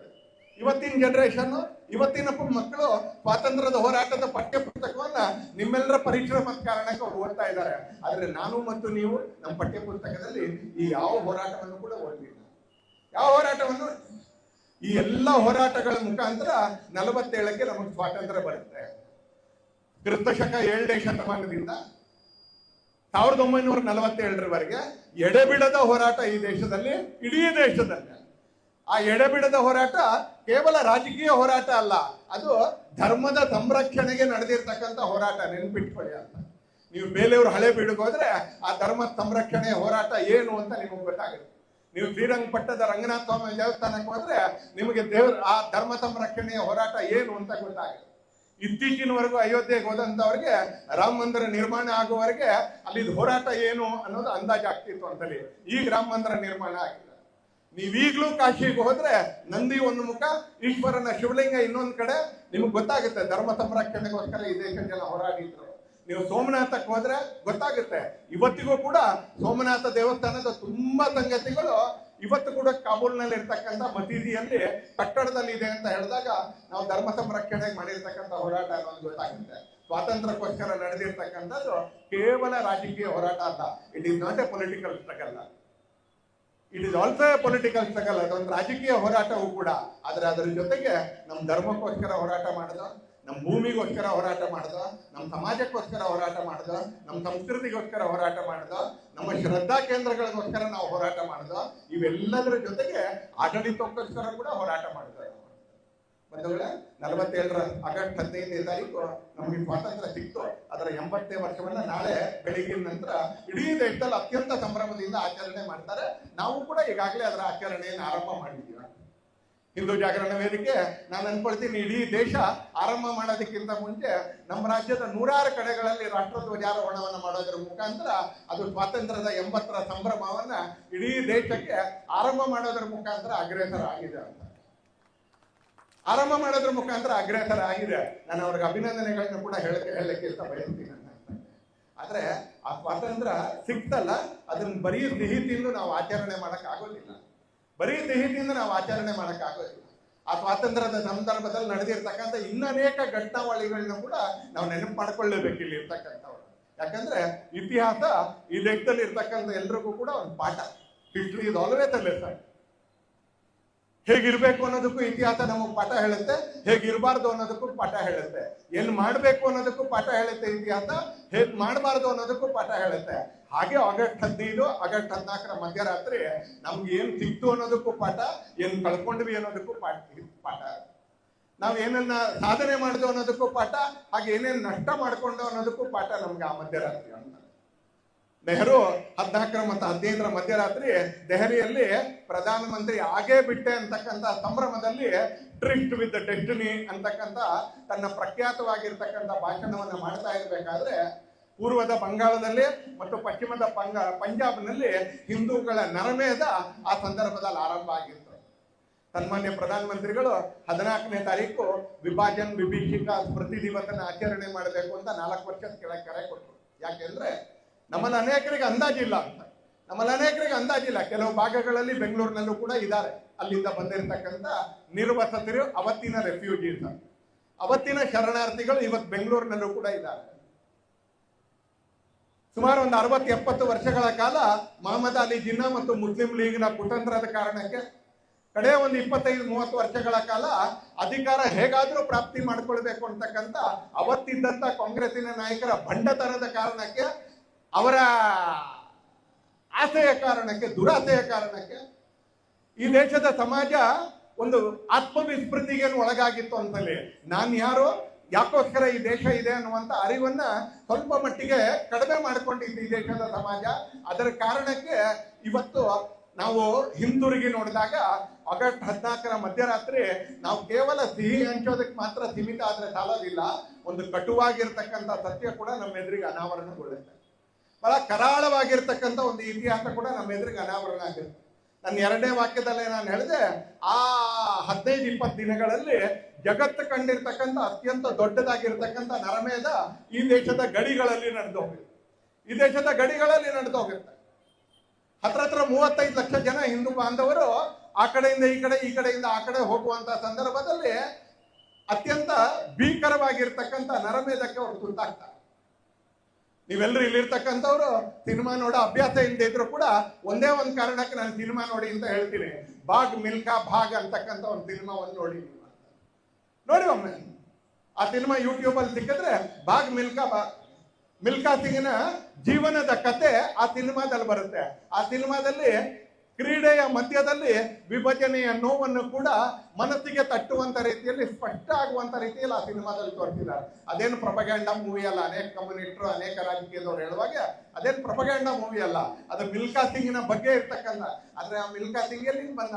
ಆತ ಕೂಡ ಅವತ್ತು ಭಾರತ, ಇವತ್ತಿನ ಪಾಕಿಸ್ತಾನದಿಂದ ಓಡಿ ಬಂದಂತವನೇ ಮಿಲ್ಕಾ ಸಿಂಗ್. ಅವತ್ತು ಆ ಗಡಿಗಳಲ್ಲಿ, 2 ಗಡಿಗಳಲ್ಲಿ 35 ಲಕ್ಷಕ್ಕಿಂತ ಹೆಚ್ಚು ಜನ ಹಿಂದೂಗಳ ನರಮೇಧ ಆಗುತ್ತೆ. ಯಾಕಾಯ್ತು? ಇದನ್ನು ಕೂಡ ಸ್ಮರಣೆ ಮಾಡಿಕೊಳ್ಬೇಕು. ನಾನಾಗ್ಲೇ ಸ್ಪರ್ಶ ಮಾಡಿದೆ. ನಾವೇನ್ ರಾಷ್ಟ್ರಗೀತೆಯಲ್ಲಿ ಪಂಜಾಬ್ ಹೇಳ್ತೀವಿ, ನಮ್ಮ ಹತ್ರ ಪೂರ್ತಿ ಪಂಜಾಬ್ ಇಲ್ಲ. ನಾವು ವಂಗ ಅಂತ ಹೇಳ್ತೀವಿ, ಬಂಗ ಅಂತ ಹೇಳ್ತೀವಿ, ನಮ್ಮ ಹತ್ರ ಪೂರ್ತಿ ಬಂಗಾಳ ಇಲ್ಲ. ಇವತ್ತು ನಮ್ಮ ಹತ್ರ ಇರ್ತಕ್ಕಂಥ ಬಂಗಾಳವನ್ನು ನಾವು ಪಶ್ಚಿಮ ಬಂಗಾಳ ಅಂತ ಕರಿತೀವಿ. ಹಾಗಾದ್ರೆ ಮಕ್ಕಳಿಗೆ, ಯುವಕರಿಗೆ, ಯುವತಿಯರಿಗೆ ಮನಸ್ಸಲ್ಲಿ ಒಂದು ಪ್ರಶ್ನೆ ಹುಟ್ಟೋದು ಬೇಡ. ಹಾಗಾದ್ರೆ ವಾಟ್ ಇಸ್ ಈಸ್ಟ್ ಬೆಂಗಾಲ್? ಪೂರ್ವ ಬಂಗಾಳ ಏನು ಅಂತ. ಶಕ್ತಿ ದೇವತೆ ಪಾರ್ವತಿಯ ದೇಹದ ಬೇರೆ ಬೇರೆ ಭಾಗಗಳು ಬಿದ್ದಂತ ಜಾಗಗಳು ನಮಗೆ ಶಕ್ತಿ ದೇವತೆಯ ಜಾಗ. ಕೊಲ್ಲೂರಿನಿಂದ ಹಿಡಿದು ಡಾಕೇಶ್ವರಿ ಮಂದಿರದವರೆಗೆ ನಮ್ಮ ಹತ್ರ ಡಾಕೇಶ್ವರಿ ಇಲ್ಲ. ಸಿಂಧೂ ನದಿ ಹರಿತಕ್ಕಂಥ ಪಂಜಾಬ್ನ ಭೂಭಾಗ ನಮ್ಮ ಹತ್ರ ಇಲ್ಲ. ಲವ ಆಳದಂತ ಲಾಹೋರ್ ನಮ್ಮ ಹತ್ರ ಇಲ್ಲ. ಚಾಣಕ್ಯ ಚಂದ್ರಗುಪ್ತ ಇದ್ದಂತ ತಕ್ಷಶಿಲೆ ನಮ್ಮ ಹತ್ರ ಇಲ್ಲ. ಹೀಗೆ ಹೇಳ್ತಾ ಹೋದ್ರೆ ಯಾವುದು ನಮ್ಮ ಅತ್ಯಂತ ಅಭಿಮಾನದ ಕೇಂದ್ರಗಳು, ಆ ತರದ ಅನೇಕ ಸಂಗತಿಗಳಿಲ್ಲ. ಇವತ್ತು ಸಂಸ್ಕೃತಕ್ಕೆ, ಉಳಿದ ಅನೇಕ ಭಾಷೆಗಳಿಗೆ, ವ್ಯಾಕರಣಕ್ಕೆ ಮೂಲವಾಗಿರ್ತಕ್ಕಂಥ ಪಾಣಿನಿ ಇದ್ದಂತ ಜಾಗ ಇವತ್ತು ನಮ್ಮ ದೇಶದಲ್ಲಿ ಇಲ್ಲ. ಆ ತರದ ಅನೇಕ ಕೇಂದ್ರಗಳು ನಮ್ಮ ಹತ್ರ ಇಲ್ಲ. ಯಾಕಿಲ್ಲ ಅಂತ ಕೇಳಿದ್ರೆ, ಯಾವ ಜಾಗದಲ್ಲಿ ಹಿಂದೂಗಳ ಜನಸಂಖ್ಯೆ ಕಡಿಮೆ ಆಯ್ತೋ ಆ ಜಾಗದಲ್ಲಿ ನಿಧಾನಕ್ಕೆ ಭಾರತ ಅಂತಕ್ಕಂಥ ಭಾವನೆ ಕೂಡ ಕಡಿಮೆ ಆಗ್ಲಿಕ್ಕೆ ಆರಂಭ ಆಗುತ್ತೆ. ಇದನ್ನ ಬಹಳ ಸ್ಪಷ್ಟವಾಗಿ ನಿಮ್ಮ ಎದುರಿಗೆ ಹೇಳಲಿಕ್ಕೆ ಆರಂಭ ಮಾಡ್ತಿದ್ದೆ, ಇಷ್ಟಪಡ್ತೀನಿ. ಯಾವ ಭಾಗದಲ್ಲಿ ಹಿಂದೂಗಳ ಜನಸಂಖ್ಯೆ ಕಡಿಮೆ ಆಗುತ್ತೋ, ನಾವು ಬನ್ನಪ್ಪ ಪಾರ್ಕಲ್ಲಿ ಕೂತ್ಕೊಂಡಿದ್ದೀವಿ, ನಾವು ಹಡ್ಸನ್ ಸರ್ಕಲ್ ನಲ್ಲಿ ಕೂತ್ಕೊಂಡಿದ್ದೀವಿ, ಇದರಿಂದ ಆಚೆ 1 ಕಿಲೋಮೀಟರ್ ಹೋದ್ರೆ ಶಿವಾಜಿನಗರ ಆಗುತ್ತೆ, ಇಲ್ಲಿಂದ ಅರ್ಧ ಕಿಲೋಮೀಟರ್ ಹೋದ್ರೆ ಚಾಮರಾಜಪೇಟೆ ಆಗುತ್ತೆ. ಇವತ್ತಿರ್ತಕ್ಕಂಥ ಶಿವಾಜಿನಗರ ವಿಧಾನಸಭಾ ಕ್ಷೇತ್ರದಲ್ಲಿ ಇವತ್ತಿರ್ತಕ್ಕಂಥ ಚಾಮರಾಜಪೇಟೆಯಲ್ಲಿ ಇಲ್ಲಿಂದ ಅರ್ಧ ಕಿಲೋಮೀಟರ್ ಚಾಮರಾಜಪೇಟೆ ಸಿಗುತ್ತೆ, ಇಲ್ಲಿಂದ ಅರ್ಧ ಕಿಲೋಮೀಟರ್ಗೆ ಸಂಪಂಗಿರಾಮನ ಕೂಡ ಶಿವಾಜಿನಗರನೇ. ಹೀಗಾಗಿ 100 ಹೆಜ್ಜೆಯಲ್ಲಿ ಶಿವಾಜಿನಗರ ಕ್ಷೇತ್ರ ಸಿಗುತ್ತೆ. ಈ ಎರಡೂ ಕ್ಷೇತ್ರಗಳಲ್ಲಿ ಕಳೆದ 20 ವರ್ಷಗಳಿಂದ ಯಾವುದೇ ಪಕ್ಷದ ಹಿಂದೂ ಗೆಲ್ಲಿಕ್ಕೆ ಸಾಧ್ಯ ಇಲ್ಲ, ನೆನ್ಪಿಟ್ಕೊಳ್ಳಿ. ನಾನೊಬ್ಬ ಬಿಜೆಪಿ ಕಾರ್ಯಕರ್ತ, ಇಲ್ಲಿ ನಾನು ರಾಜಕಾರಣ ಮಾತಾಡಕ್ ನಿಂತಿಲ್ಲ. ನಾನು ಬಿಜೆಪಿ ಅವ್ರು ಗೆಲ್ಲಲ್ಲ ಅಂತ ಹೇಳಲ್ಲ, ಯಾವುದೇ ಪಾರ್ಟಿಯ ಹಿಂದೂ ಗೆಲ್ಲಕ್ ಸಾಧ್ಯ ಇಲ್ಲ. ಅಲ್ಲಿ ಚುನಾವಣೆ 2 ವರ್ಷದಲ್ಲಿ ಬರೋದಿದೆ. ಇವತ್ತಿರ್ತಕ್ಕಂಥ ಆಟಾಟೋಪ ತೋರಿಸ್ತಾ ಇರ್ತಕ್ಕಂಥ ಆಳುವ ಅರ್ಥರಿಗೆ ನಾನು ಸವಾಲ್ ಹಾಕ್ಲಿಕ್ಕೆ ಅಂತ ಬಯಸ್ತೀನಿ. ನಿಮಗ್ ತಾಕತ್ತಿದ್ರೆ, ನಾನು ಹೇಳ್ತಾ ಇರೋದು ಸುಳ್ಳು ಅಂತ ಇದ್ರೆ, ಈ 2 ಕ್ಷೇತ್ರಗಳಲ್ಲಿ ಹಿಂದೂಗಳನ್ನ ನಿಲ್ಸಿ ಗೆಲ್ತಿ ಅಂತ ನಾನು ಅವ್ರಿಗೆ ಚಾಲೆಂಜ್ ಹಾಕ್ಲಿಕ್ಕೆ ಅಂತ ಬಯಸ್ತೀನಿ. ಆದ್ರೆ ಅವ್ರಿಗೆ ನಿಲ್ಸೋ ಧೈರ್ಯ ಇಲ್ಲ. ಯಾಕಂದ್ರೆ ಅಲ್ಲೊಬ್ಬ ಹಿಂದೂವನ್ನು ನಿಲ್ಸಿ ಯಾವ ಪಕ್ಷ ಕೂಡ ಗೆಲ್ಲಿಸ್ಕೊಳಕ್ ಆಗೋದಿಲ್ಲ. ಯಾಕೆ ಅಂತ ಕೇಳಿದ್ರೆ, ಎಲ್ಲಿ ಹಿಂದೂಗಳ ಸಂಖ್ಯೆ ಕಡಿಮೆ ಆಗುತ್ತೋ ಅಲ್ಲಿ ಅರಾಷ್ಟ್ರೀಯತೆ ಭಾವನೆ ಪ್ರಬಲ ಆಗ್ಲಿಕ್ಕೆ ಆರಂಭ ಆಗುತ್ತೆ. ಅರಾಷ್ಟ್ರೀಯತೆ ಭಾವನೆ, ಆಂಟಿ ನ್ಯಾಷನಲಿಸಂ ಭಾವನೆ. ಹಾಗೆ ನಮ್ಮ ದೇಶದ ಪೂರ್ವದ ಬಂಗಾಳದಲ್ಲಿ ಮತ್ತು ಪಶ್ಚಿಮದ ಪಂಜಾಬ್ನಲ್ಲಿ ನಿಧಾನಕ್ಕೆ ವಿಧರ್ಮೀಯರ ಸಂಖ್ಯೆ ಬೆಳೀಲಿಕ್ಕೆ ಆರಂಭ ಆಯ್ತು. ದಾಳಿ ಕಾರಣಕ್ಕೆ, ಮತಾಂತರದ ಕಾರಣಕ್ಕೆ, ಅತ್ಯಾಚಾರದ ಕಾರಣಕ್ಕೆ, ಅನ್ಯಾಯದ ಕಾರಣಕ್ಕೆ ನಮ್ಮ ವಿಶ್ವವಿದ್ಯಾನಿಲಯಗಳು, ನಮ್ಮ ಮನೆಗಳು, ನಮ್ಮ ತಾಯಂದ್ರು, ನಮ್ಮ ಶ್ರದ್ಧಾ ಕೇಂದ್ರಗಳು ಇವೆಲ್ಲವೂ ಕೂಡ ನಾಶ ಆಗ್ತಾ ಅಲ್ಲಿ ವಿಧರ್ಮೀಯರ ಜನಸಂಖ್ಯೆ ನಿಧಾನಕ್ಕೆ ಜಾಸ್ತಿ ಆದಾಗೆ ನಾವು ಒಂದು ಬೇರೆ ದೇಶ ಆಗ್ಬೇಕು ಅಂತಕ್ಕಂಥ ಭಾವನೆ ಅದು ಗುಡಿಯೊಳಗೆ ಆರಂಭ ಆಯಿತು. ಸ್ವಾತಂತ್ರ್ಯ ಬರ್ಲಿಕ್ಕಿಂತ 50-60 ವರ್ಷಗಳ ಮುಂಚೆ ನಿಧಾನಕ್ಕೆ ಹೇಳ್ತಾ ಇದ್ದಂತ ಸ್ವರ 1940, 1942, 1946, 1947 ಜೂನ್ 12 ಆಗೋ ಅಷ್ಟೊತ್ತಿಗೆ ಅದು ಆಕಾರ ಪಡ್ಕೊಳ್ಳುವಷ್ಟು ಪ್ರಬಲ ಆಗ್ಬಿಟ್ಟಿತ್ತು. ನಮಗ್ ಪಾಕಿಸ್ತಾನ ಬೇಕು ಅನ್ನುವಷ್ಟು ಪ್ರಬಲವಾಗಿ ಅದು ಒಂದು ಇಚ್ಛೆ ಏನಿದೆ ಅದು ಒಂದು ಸ್ವರೂಪ ಪಡ್ಕೊಂಡಿತ್ತು ಅಂತ. ಯಾಕೆ? ಒಂದೇ ಒಂದು ಕಾರಣಕ್ಕೆ ಇಲ್ಲಿರೋರಿಗೆ ಎಲ್ರಿಗೂ ಹೇಳಲಿಕ್ಕೆ ಅಂತ ಬಯಸ್ತೀನಿ, ಎಲ್ಲಿ ಹಿಂದೂಗಳ ಸಂಖ್ಯೆ ಕಡಿಮೆ ಆಗುತ್ತೋ ಅಲ್ಲಿ ಅರಾಷ್ಟ್ರೀಯತೆ ತನ್ನ ಪಾಡಿಗೆ ತಾನು ಈ ದೇಶದಲ್ಲಿ ಬೆಳೀಲಿಕ್ಕೆ ಆರಂಭ ಆಗುತ್ತೆ. ಈ ವಾಕ್ಯವನ್ನು ಸದಾ ಕಾಲಕ್ಕೂ ಕೂಡ ನೆನ್ಪಿಟ್ಕೊಳ್ಳಿ. ಹಿಂದೂ ಬಹುಸಂಖ್ಯಾತನಾಗಿ ಯಾಕೆ ಇರಬೇಕು ಅಂತ ಕೇಳಿದ್ರೆ ಯಾರನ್ನೋ ಗೆಲ್ಸೋದಕ್ಕಲ್ಲ. ಹಿಂದೂ ಬಹುಸಂಖ್ಯಾತನಾಗಿ ಯಾಕೆ ಇರಬೇಕು ಅಂತ ಕೇಳಿದ್ರೆ ಭಾರತವಾಗಿ ಉಳಿಬೇಕು ಅಂದ್ರೆ ಹಿಂದೂ ಬಹುಸಂಖ್ಯಾತನಾಗಿರ್ಬೇಕು. ಭಾರತ ಸೆಕ್ಯುಲರ್ ಆಗಿರ್ಬೇಕು ಅಂತ ಹೇಳಿದ್ರೆ ಹಿಂದೂ ಬಹುಸಂಖ್ಯಾತವಾಗಿರ್ಬೇಕು. ಭಾರತ ಲಿಬರಲ್ ಆಗಿರ್ಬೇಕು ಅಂದ್ರೆ ಹಿಂದೂ ಬಹುಸಂಖ್ಯಾತನಾಗಿರ್ಬೇಕು. ಹಿಂದೂ ಅಲ್ಪಸಂಖ್ಯಾತನಾದ್ರೆ ಈ ದೇಶ ಹಿಂದೂ ಸೆಕ್ಯುಲರ್ ಇರಕ್ ಸಾಧ್ಯ ಇಲ್ಲ. ಯಾರ್ಯಾರು ಬ್ರಾಕೆಟ್ ಅಲ್ಲಿ ಎಷ್ಟು ಹಾಕೊಂಡಿದಾರೋ, ಯಾರ್ಯಾರು ನಮ್ಮ ಜೀವನದ ಲಕ್ಷ್ಯ ಸಮಾಜವಾದಿ ಅಂತ ಹೇಳ್ತಾರೋ ಅಥವಾ ಜಾತ್ಯತೀತ ಅಂತ ಹೇಳ್ತಾರೋ ಅವ್ರು ಯಾರೂ ಬದುಕಕ್ಕೆ ಸಾಧ್ಯ ಇಲ್ಲ. ಹಿಂದೂ ಅಲ್ಪಸಂಖ್ಯಾತರ ನೋಡ್ತಾ 1200 ವರ್ಷಗಳ ಹೋರಾಟದ ಕಾರಣಕ್ಕೆ, ನಿಧಾನಕ್ಕೆ ಕಡೆ 100 ವರ್ಷಗಳಲ್ಲಿ ನಡೆದಂತ ಅತ್ಯಾಚಾರದ ಕಾರಣಕ್ಕೆ ಅಲ್ಲೂ ಹಿಂದೂಗಳ ಸಂಖ್ಯೆ ಕಡಿಮೆ ಆಯ್ತು, ಇಲ್ಲೂ ಹಿಂದೂಗಳ ಸಂಖ್ಯೆ ಕಡಿಮೆ ಆಯ್ತು. ಮುಸ್ಲಿಂ ಲೀಗ್ ಹುಟ್ಕೊಳ್ತು. ಮಹಮ್ಮದ್ ಅಲಿ ಜಿನ್ನಾ ಪ್ರಕಟ ಆದ. ಮಹಮ್ಮದ್ ಅಲಿ ಜಿನ್ನಾ ಪ್ರಬಲ ಆಗ್ತಾ ಹೋದಾಗಕ್ಕೆ ನಮ್ಮ ನಾಯಕರುಗಳು, ಕಾಂಗ್ರೆಸ್ಸಿನ ನಾಯಕರು ಸುಸ್ತಾಗ್ತಾ ಹೋದ್ರು.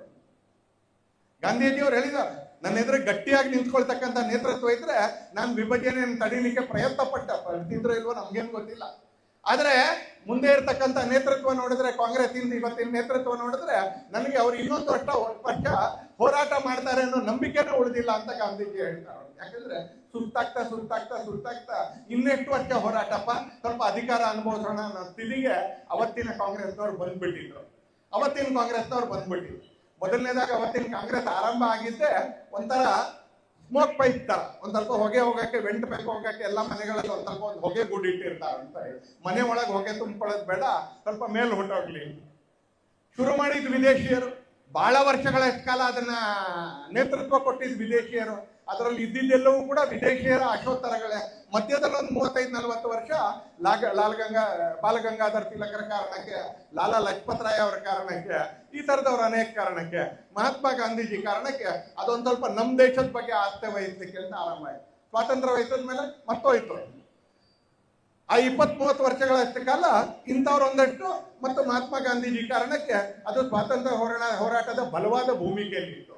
ಆದ್ರೆ ಅದು ಕೂಡ ಕೈ ಚೆಲ್ಲಲಿಕ್ಕೆ ಆರಂಭ ಆಯಿತು ಅನವಶ್ಯಕವಾಗಿ. ಈ ದೇಶದಲ್ಲಿ ನಮ್ಮ ದೇಶಕ್ಕೂ ಖಿಲಾಫತ್ ಆಂದೋಲನಕ್ಕೂ ಯಾವ ಸಂಬಂಧನೂ ಇಲ್ಲ. ಅಲ್ಲೆಲ್ಲೋ ಟರ್ಕಿಯಲ್ಲಿ ಖಲೀಫಾ ಆಳ್ವಿಕೆಗೆ ಬರಬೇಕು ಅಂತ ಹೇಳಿದ್ರೆ ಭಾರತೀಯ ಮುಸಲ್ಮಾನರಿಗೆ ಅದೇ ಲೆಕ್ಕ. ಇವ್ರಿಗೇನು ಸಂಬಂಧ? ಭಾರತದ ಕಾಂಗ್ರೆಸ್ಸಿಗೇನು ಸಂಬಂಧ? ಕಾಂಗ್ರೆಸ್ ಖಿಲಾಫತ್ ಆಂದೋಲನದಲ್ಲಿ ತನ್ನನ್ನು ತಾನು ತೊಡಗಿಸ್ಕೊಳ್ಳುತ್ತೆ. ಗಾಂಧೀಜಿ ಹೇಳ್ತಾರೆ ಎಲ್ಲ ಹಿಂದೂಗಳು ಖಿಲಾಫತ್ ಆಂದೋಲನದಲ್ಲಿ ತೊಡಗಿಸ್ಕೊಳ್ಬೇಕು, ಮುಸಲ್ಮಾನರು ಹಿಂದೂ ಆಂದೋಲನದಲ್ಲಿ ತೊಡ್ಕೊಳ್ಳೋದಿಲ್ಲ, ಆದ್ರೆ ಹಿಂದೂಗಳು ಮುಸಲ್ಮಾನರ ಆಂದೋಲನದಲ್ಲಿ ತೊಡಗಿಸ್ಕೊಳ್ಬೇಕು. ಗಾಂಧೀಜಿ ಬಗ್ಗೆ ಇದ್ದ ಶ್ರದ್ಧೆ ಕಾರಣಕ್ಕೆ ಎಲ್ಲ ಹಿಂದೂಗಳು ಕಾಂಗ್ರೆಸ್ ಹೆಸರಿನಲ್ಲಿ ಖಿಲಾಫತ್ ಆಂದೋಲನದಲ್ಲಿ ಪಾಲ್ಗೊಳ್ತಾರೆ. ಕಾಕಿನಾಡದಲ್ಲಿ ಅಧಿವೇಶನ ಆಗುತ್ತೆ. ಕಾಕಿನಾಡದ ಅಧಿವೇಶನ ಆದಾಗ ಬಿಟ್ಟು ದಿಗಂಬರ ಪುಲಸ್ಕರ್ ಇದೇ ರೀತಿ ಇವತ್ತಿನ ತರ ಎದ್ದು ನಿಂತ್ಕೊಳ್ತಾರೆ ವಂದೇ ಮಾತರಂ ಹೇಳಕ್ಕೆ. ವಂದೇ ಮಾತರಂ ಈ ದೇಶದಲ್ಲಿ ಕಡೆಯಲ್ಲಿ ಹೇಳ್ತಾ ಇದ್ದಾಗ ಮೈ ನವೀರ್ ಹೇಳುತ್ತೋ ಅಂತಾನೆ. ಯಾವ್ದಾದ್ರು ಒಂದು ಭೂಮಿಯನ್ನ ತಾಯಿಯ ಸ್ವರೂಪದಲ್ಲಿ ನೆನಪು ಮಾಡ್ಕೊಂಡ್ರೆ ತಾಯಿ ಬಗ್ಗೆ ಎಷ್ಟು ಭಕ್ತಿ ಇರುತ್ತೋ ಆ ಭೂಮಿ ಬಗ್ಗೆನೂ ಅಷ್ಟೇ ಭಕ್ತಿ ಬರಕ್ ಶುರು ಆಗುತ್ತೆ. ಬಂಕಿಂ ಚಂದ್ರರು ಅತ್ಯಂತ ಭಾವುಕವಾಗಿರ್ತಕ್ಕಂಥ ರೀತಿಯಲ್ಲಿ ವಂದೇ ಮಾತರಂ ಬರೀತಾರೆ. ಅದು ಜನ ಸ್ವೀಕಾರ ಮಾಡ್ಬಿಡ್ತಾರೆ. ಯಾರು ಸ್ಯಾಂಕ್ಷನ್ ಕೊಡ್ಲಿಲ್ಲ, ಜನ ಸ್ವೀಕಾರ ಮಾಡ್ಬಿಡ್ತಾರೆ. ಕಾಂಗ್ರೆಸ್ಸಿನ ಅಧಿವೇಶನದಲ್ಲಿ ವಂದೇ ಮಾತರಂ ಹೇಳಲಿಕ್ಕೆ ಅಂತ ಆರಂಭ ಮಾಡ್ತಾರೆ. ಕಾಕಿನಾಡದ ಅಧಿವೇಶನದಲ್ಲಿ, ಆಂಧ್ರ ಪ್ರದೇಶದ ಕಾಕಿನಾಡದ ಅಧಿವೇಶನದಲ್ಲಿ ಬಂದು ನಿಂತ್ಕೊಳ್ತಾರೆ ಬಿಟ್ಟು ದಿಗಂಬರ ಪುಲಸ್ಕರ್ ಅವರು. ಆ ಕಾಂಗ್ರೆಸ್ ಕಾಕಿನಾಡದ ಅಧಿವೇಶನದ ಅಧ್ಯಕ್ಷ ಮಹಮ್ಮದ್ ಅಲಿ ಅಂತಕ್ಕಂಥ ಒಬ್ಬ ಮುಸಲ್ಮಾನ್ ಮುಖಂಡರು. ಇವರು ವಂದೇ ಮಾತರಂ ಹೇಳಕ್ಕೆ ಅಂತ ಬಂದು ನಿಂತ್ಕೊಂಡಿದ್ದಾರೆ. ಅವ್ರು ಹೇಳ್ತಾರೆ ಇಲ್ಲ, ವಂದೇ ಮಾತರಂ ಹೇಳಕ್ ಆಗೋದಿಲ್ಲ, ಅದು ನನ್ನ ಧರ್ಮಕ್ಕೆ ವಿರುದ್ಧ, ನನ್ನ ನಂಬಿಕೆಗಳಿಗೆ ವಿರುದ್ಧ ಅಂತ ಹೇಳ್ತಾರೆ. ಏನಾಗ್ಬೇಕು ಅಂತ ಬಹಳ ಸ್ಪಷ್ಟ ಇದೆ ಅಂತಲ್ಲಿ. ವಂದೇ ಮಾತರಂ ದೇಶಕ್ಕೆ ಸಂಬಂಧಪಟ್ಟಿದ್ರೆ ಧರ್ಮ ತರಬಾರ್ದು ಅಂತ ಹೇಳ್ಬೇಕು. ಇಲ್ಲ, ಕಾಂಗ್ರೆಸ್ ರಾಜಿ ಮಾಡ್ಕೊಳ್ತು, ವಂದೇ ಮಾತರಮನ್ನ ಅರ್ಧ ತುಂಡು ಮಾಡ್ತು, ವಂದೇ ಮಾತರಮನ್ನ ಹೇಳೋದನ್ನ ಬಿಟ್ಬಿಟ್ರು. ಅರ್ಧ ಹೇಳಿದ್ರು ಈಗ ಆರ್ಡರ್ ಆಗಿದೆ, ವಂದೇ ಮಾತರಂ ಪೂರ್ತಿ ಹೇಳಬೇಕು ಅಂತ ಆರ್ಡರ್ ಆಗಿದೆ. ನಾಳೆ ಬೆಳಿಗ್ಗೆ ಐತಿಹಾಸಿಕವಾಗಿರ್ತಕ್ಕಂಥ ಕ್ಷಣ. ಸ್ವತಂತ್ರ ಭಾರತದ ಇತಿಹಾಸದಲ್ಲಿ ಮೊಟ್ಟ ಮೊದಲನೇ ಬಾರಿಗೆ ನಾಳೆ 7:30 ಗಂಟೆಗೆ ಪ್ರಧಾನಮಂತ್ರಿಗಳು ರಾಷ್ಟ್ರಧ್ವಜವನ್ನು ಆರೋಹಣ ಮಾಡಿದ ನಂತರ ನಮ್ಮೆಲ್ಲರಿಗೂ ಪೂರ್ಣ 4.5 ನಿಮಿಷದ ವಂದೇ ಮಾತರಂ ಕೇಳಲಿಕ್ಕೆ ಸಿಗುತ್ತೆ. ಅಧಿಕೃತವಾಗಿ ಕೆಂಪುಕೋಟೆಯ ಜಾಗದಿಂದ ಅಧಿಕೃತವಾಗಿ. ಯಾವಾಗ ನಿಲ್ತು? ಕಾಕಿನಾಡ ಅಧಿವೇಶನದಲ್ಲಿ. ಯಾಕೆ ನಿಲ್ತು? ಆ ಅಧಿವೇಶನದ ಅಧ್ಯಕ್ಷ ಮುಸಲ್ಮಾನ, ಅವರಿಗೆ ಧರ್ಮಕ್ಕೆ ವಿರೋಧ ವಂದೇ ಮಾತರಂ ಅನ್ನೋ ಕಾರಣಕ್ಕೋಸ್ಕರ ವಂದೇ ಮಾತರಂ ಕಾಂಗ್ರೆಸ್ ನಿಲ್ಲಿಸಿದ್ರು, ವಂದೇ ಮಾತರಂ ತುಂಡರಿಸಿದ್ರು, ವಂದೇ ಮಾತರಂ ಅನ್ನು ಹಾಡೋದ್ ನಿಲ್ಲಿಸ್ತು. ಮುಸಲ್ಮಾನರಿಗೆ ಮತ್ತು ಮುಸ್ಲಿಂ ಲೀಗ್ಗೆ ಅಂತ ಶುರು ಆಗಿತ್ತು. ನಾವು ಬಗ್ಸಿದ್ರೆ ಇವ್ರು ಬಗ್ಗಕ್ಕೆ ರೆಡಿ ಆಗಿದ್ದಾರೆ, ನಾವು ಬಗ್ಸಿದ್ರೆ ಇವ್ರು ಬಗ್ಗಕ್ಕೆ ತಯಾರಿದ್ದಾರೆ ಅಂತ ಯಾವಾಗ ಅನ್ನಿಸ್ತು, ಅವ್ರು ನಿರಂತರವಾಗಿ ಬಗ್ಗಿಸ್ಲಿಕ್ಕೆ ಅಂತ ಆರಂಭ ಮಾಡಿದ್ರು. ಬ್ರಿಟಿಷರನ್ನು ಬಗ್ಗುವಂತ ಕೆಲಸಕ್ಕೆ ಹೊರಟರು.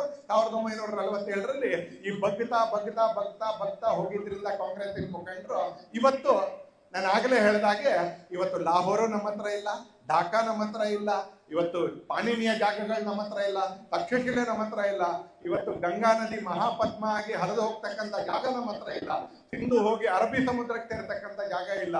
ಇವತ್ತು ನಮ್ಮ ದೇಶದ ಒಂದು ಬಹುದೊಡ್ಡ ಭೂಭಾಗ ಇವತ್ತು ನಮ್ಮ ಹತ್ರ ಇಲ್ಲ. ಇವರೆಲ್ಲರೂ ಮಾತು ಕೊಟ್ಟಿದ್ರು, ನಮ್ಗೆ ಮಾತು ಕೊಟ್ಟಿದ್ರು. 1929ನೇ ಇಸ್ವಿಯ ಲಾಹೋರ್ ಅಧಿವೇಶನದಲ್ಲಿ ಸ್ವತಃ ಜವಾಹರ್ಲಾಲ್ ನೆಹರು ಎದ್ದು ನಿಂತ್ಕೊಂಡು ರಾವಿ ನದಿಯ ನೀರನ್ನ ಕೈಯಲ್ಲಿ ಹಿಡ್ಕೊಂಡು ಸಂಕಲ್ಪ ಮಾಡ್ತಿದ್ರು, ಅಖಂಡ ಭಾರತಕ್ಕೋಸ್ಕರ ನಾವು ಸ್ವಾತಂತ್ರ್ಯ ಸಂಗ್ರಾಮ ಮಾಡ್ತೀವಿ ಅಂತ. ಇದೇ ಜವಾಹರ್ಲಾಲ್ ನೆಹರು, ಇನ್ನೊಬ್ಬ ಜವಾಹರ್ಲಾಲ್ ನೆಹರು ಅಲ್ಲ, ಇದೇ ಜವಾಹರ್ಲಾಲ್ ನೆಹರು ಅಖಂಡ ಭಾರತದ ಸಂಕಲ್ಪ ಮಾಡಿದ್ರು. ಸಂಪೂರ್ಣ ಸ್ವರಾಜ್ಯ ನಮ್ಮ ಹಕ್ಕು, ಸಂಪೂರ್ಣ ಸ್ವರಾಜ್ಯಕ್ಕೋಸ್ಕರ ನಮ್ಮ ಹೋರಾಟ ಅಂತ ಹೇಳಿದ್ರು. ಗಾಂಧೀಜಿ ಹೇಳಿದ್ರು ಅಂತಲ್ಲಿ. ಇದು ಒಂದು ಅವಾಸ್ತವ, ಅವ್ಯಾವಹಾರಿಕವಾಗಿರ್ತಕ್ಕಂಥ ಕಲ್ಪನೆ, ಅವ್ಯವಹಾರಿಕವಾಗಿರ್ತಕ್ಕಂಥ ಕಲ್ಪನೆ. ಯಾವ್ದನ್ನ ಭಗವಂತ ಒಟ್ಟಾಗಿ ಇಟ್ಟಿದಾನೋ ಅದನ್ನ ಮನುಷ್ಯ ಬೇರೆ ಮಾಡಕ್ ಆಗೋದಿಲ್ಲ. ಗಾಂಧೀಜಿ ಹೇಳ್ತಾರೆ, ವಿಭಿನ್ನ ನನ್ನನ್ನು ಕತ್ತರಿಸಿ, ಭಾರತವನ್ನ ಕತ್ತರಿಸಕ್ಕಿಂತ ಮುಂಚೆ ಗಾಂಧೀಜಿನ ಯಾರು ಕತ್ತರಿಸ್ತಿಲ್ಲ ಆಗ 47ರಲ್ಲಿ, ಆದ್ರೆ ಭಾರತ ಕತ್ತರಿಸ್ತಾ ಇತ್ತು. ಬಾಬು ರಾಜೇಂದ್ರ ಪ್ರಸಾದ್ ಹೇಳ್ತಾರೆ, ಇದು ಆರ್ಥಿಕವಾಗಿ, ಸಾಮಾಜಿಕವಾಗಿ, ಸಾಂಸ್ಕೃತಿಕವಾಗಿ, ರಾಜಕೀಯವಾಗಿ ಇದೊಂದು ಮೂರ್ಖತನದ ಕಲ್ಪನೆ, ಇದು ಯಾವತ್ತೂ ಸಾಧ್ಯ ಇಲ್ಲ ಅಂತ. ಬಾಬು ರಾಜೇಂದ್ರ ಪ್ರಸಾದ್ ಕಣ್ಣೆದುರಿಗೆ ಭಾರತ ತುಂಡಾಗುತ್ತೆ. ನಮಗೆ ಸ್ವಾತಂತ್ರ್ಯ ಸಿಗ್ಬೇಕಾದ್ರೆ ಇಲ್ಲಿರ್ತಕ್ಕಂಥ ಎಲ್ಲರೂ ನಮ್ಮ ಮುಖಾಂತರ ಲಕ್ಷಾಂತರ ಜನ ನೆನಪು ಮಾಡ್ಕೊಳ್ಬೇಕು. ಯಾವುದು ಭಾರತವು ಗಂಗೆ ಯಮುನೆ ಚೈವ ಗೋದಾವರಿ ಸರಸ್ವತಿ ನರ್ಮದೆ ಸಿಂಧು ಕಾವೇರಿ, ನರ್ಮದೆ ಸಿಂಧು ಕಾವೇರಿ ಇಲ್ಲ ನಮ್ಮ ಹತ್ರ, ಇಲ್ಲ ನಮ್ಮ ಹಿಮಾಲಯಂ ಸಮಾಲಭ್ಯ ಯಾವದಿಂದು ಸರೋವರಂ ತಮ್ ದೇವ ನಿರ್ಮಿತ ದೇಶ. ಆ ದೇವ ನಿರ್ಮಿತ ದೇಶ ಅಲ್ಲ. ಮುಸ್ಲಿಂ ಲೀಗ್ ತಗೊಂಡೋದ್ಮೇಲೆ, ಕಾಂಗ್ರೆಸ್ ಒಂದ್ ಸ್ವಲ್ಪ ಇಟ್ಕೊಂಡ ಮೇಲೆ, ಬ್ರಿಟಿಷರು ತುಂಡು ಮಾರದ್ಮೇಲೆ ಉಳಿದಿರ್ತಕ್ಕಂಥ ಭಾರತ ನಮ್ಮ ಹತ್ರ ಇರೋದು ಅಂತ ನಾಳೆ ಬೆಳಿಗ್ಗೆ ಚಾಕ್ಲೇಟ್ ತಗೊಳ್ಳುವಾಗ, ಲಾಡು ತಗೊಳ್ಳುವಾಗ ನಮ್ಮೆಲ್ಲರೂ ಲಾಡು ತಗೊಳ್ಳೋಣ ತಪ್ಪಿಲ್ಲ, ಚಾಕ್ಲೇಟ್ ತಗೊಳ್ಳೋಣ ತಪ್ಪಿಲ್ಲ. ಆದ್ರೆ ಅದು ತಗೊಳ್ತಾ ಇರ್ಬೇಕಾದ್ರೆ ನೆನ್ಪಿಟ್ಕೊಳ್ಬೇಕು ಅಂತಲ್ಲಿ ಮುಸಲ್ಮಾನರು ಒಂದಷ್ಟು ಜಾಗ ತಗೊಂಡೋಗಿದ್ದಾರೆ ಮುಸ್ಲಿಂ ಲೀಗ್ನವರು. ಕಾಂಗ್ರೆಸ್ ಒಂದಷ್ಟು ದಾನ ಕೊಡ್ತು, ಬ್ರಿಟಿಷರು ಒಂದಷ್ಟು ಕತ್ತರಿಸಿ ತುಂಡು ಮಾಡೋದ್ರು. ಉಳಿದಿರ್ತಕ್ಕಂಥ ಭಾರತದಲ್ಲಿ ನಾವಿದೀವಿ. ಯಾವಾಗಾದ್ರೂ ಒಂದ್ಸಲಿ, ಅದು ಯಾವಾಗ್ಲೂ ಸಾವಿರಾರು ವರ್ಷಗಳ ನಂತರ ಅಲ್ಲ, ಯಾವಾಗಾದ್ರೂ ಒಂದ್ಸಲಿ ಅಂದ್ರೆ ಅದು ಯಾವತ್ತೂ ಸಾವಿರಾರು ವರ್ಷಗಳ ನಂತರ ಅಲ್ಲ. ಇಲ್ಲಿ ಅತ್ಯಂತ ವಯಸ್ಸಾಗಿರೋರು ಅವ್ರ ಜೀವನದ ಕಾಲದಲ್ಲಿ ಅಖಂಡ ಭಾರತವನ್ನು ನೋಡ್ಬೇಕು ಅಂತಕ್ಕಂಥ ಸಂಕಲ್ಪ ನಾವು ಮಾಡ್ತೇವೆ. ಇಲ್ಲಿರ್ತಕ್ಕಂಥ ಬಾಲಕರು, ಇಲ್ಲಿರ್ತಕ್ಕಂಥ ಮಕ್ಕಳಲ್ಲ, ಇಲ್ಲಿ ಅತ್ಯಂತ ವಯಸ್ಸಾಗಿರ್ತಕ್ಕಂಥವ್ರು ಅವ್ರ ಕಣ್ಣಲ್ಲಿ ಅಖಂಡ ಭಾರತ ನೋಡ್ಬೇಕು ಅಂತಕ್ಕಂಥ ಸಂಕಲ್ಪ ಮಾಡಬೇಕು. ಆ ಕಾರಣಕ್ಕೆ ಮಧ್ಯರಾತ್ರಿ 12 ಗಂಟೆಗೆ ಹಿಂದೂ ಜಾಗರಣ ವೇದಿಕೆ ಕಾರ್ಯಕ್ರಮ ಮಾಡ್ತಾ ಇದೆ. ಹಿಂದೂ ಜಾಗರಣ ವೇದಿಕೆ ನಾಳೆ ಬೆಳಿಗ್ಗೆ ಮಾಡಿದ್ರೆ ನ್ಯೂಸ್ ಆಗೋದಿಲ್ಲ, ಯಾಕಂದ್ರೆ ಅಷ್ಟೊತ್ತಿಗೆ ಸರ್ಕಾರದ ಕಾರ್ಯಕ್ರಮ ಆರಂಭ ಆಗಿರುತ್ತೆ. ಮಧ್ಯರಾತ್ರಿ ಮಾಡಿದ್ರೆ ಸ್ವಲ್ಪ ನ್ಯೂಸ್ ಆಗುತ್ತೆ ಅಂತಕ್ಕಂಥ ಅಲ್ಪತನದ ಕಾರಣಕ್ಕೆಲ್ಲ ಕಾರ್ಯಕ್ರಮ ಮಾಡ್ತಾರೆ, ಅಲ್ಪತನದ ಕಾರ್ಯಕ್ರಮ ಅಲ್ಲ ಮಾಡ್ತಾರೆ. ಇವತ್ತು ಈ ವಿಷಯವನ್ನ 10 ಸಲ ಕೇಳಿದೀವಿ ನಾವು. ಇಲ್ಲೇನು ಮೊದಲು ಬಂದವರು ಬಹಳ ಸಂಖ್ಯೆ ಕಡಿಮೆ ಇರ್ಬೋದು, 10 ಸಲ ಕೇಳಿದೀವಿ ನಾವು. ಗೊತ್ತಿದೆ ನಮ್ಗೆ, ನಾಳೆ ಬೆಳಿಗ್ಗೆ ಸ್ವಾತಂತ್ರ್ಯದ ಸಂಭ್ರಮವನ್ನು ಆಚರಣೆ ಮಾಡ್ತಾ ಇರ್ಬೇಕಾದ್ರೆ ನಾವೆಲ್ಲರೂ ನೆನ್ಪಿಟ್ಕೊಂಡಿರ್ಬೇಕು, ನಾವು ಸಂಪೂರ್ಣ ಭಾರತದ ಸ್ವಾತಂತ್ರ್ಯವನ್ನು ಆಚರಣೆ ಮಾಡ್ತಾ ಇಲ್ಲ, ನಾವು ತ್ರಿಖಂಡಿತಗೊಂಡಿರ್ತಕ್ಕಂಥ 3 ಭಾಗ ಆಗಿರ್ತಕ್ಕಂಥ ಭಾರತದಲ್ಲಿ ಇದೀವಿ ನಾವು. ಒಂದ್ ಕಡೆಯಿಂದ ಪಾಕಿಸ್ತಾನ, ಪಶ್ಚಿಮದ ಪಾಕಿಸ್ತಾನ, ಇನ್ನೊಂದ್ ಕಡೆಯಿಂದ ಪೂರ್ವದ ಪಾಕಿಸ್ತಾನ, ಎರಡೂ ರಚನೆ ಆಗಿದೆ. ಬಂಧುಗಳೇ, ರಾಷ್ಟ್ರೀಯತೆ ಎದುರುಗಡೆ ಇನ್ಯಾವುದು ಕೂಡ ನಿಂತ್ಕೊಳ್ಳೋದಿಲ್ಲ ಅಂತ. ಅವ್ರಿಗೆ ಎರಡೂ ದೇಶಗಳು ಮುಸಲ್ಮಾನರಿದ್ದರು, ಎರಡೂ ಮುಸಲ್ಮಾನರಿದ್ದೆ. ಆ ಕಡೆ ಪಂಜಾಬಲ್ಲೂ ಮುಸಲ್ಮಾನರೇ ಇದ್ದಿದ್ದು, ಈ ಕಡೆ ಬಂಗಾಳದಲ್ಲೂ ಮುಸಲ್ಮಾನರೇ ಇದ್ದಿದ್ದು. 40 ವರ್ಷ ಒಟ್ಟಿಗೆ ಇರ್ಲಿಕ್ಕೆ ಆಗ್ಲಿಲ್ಲ, ನೆನ್ಪಿಟ್ಕೊಳ್ಳಿ. 40 ವರ್ಷ ಒಟ್ಟಿಗೆ ಇರ್ಲಿಕ್ಕೆ ಆಗ್ಲಿಲ್ಲ, ಯಾಕಂದ್ರೆ ಅಲ್ಲೊಂದು ಭಾವನೆ ಇಲ್ಲ, ಅಲ್ಲಿ ಮತಾಂಧತೆ ಮಾತ್ರ ಇರೋದು, ಅಲ್ಲೊಂದು ರಾಷ್ಟ್ರೀಯತೆ ಇಲ್ಲ, ನ್ಯಾಷನಲಿಸಮ್ ಇಲ್ಲ, ಅಲ್ಲಿ ಸ್ವಾರ್ಥ ರಾಜಕೀಯ ಆಕಾಂಕ್ಷೆ ಮಾತ್ರ ಇರೋದು.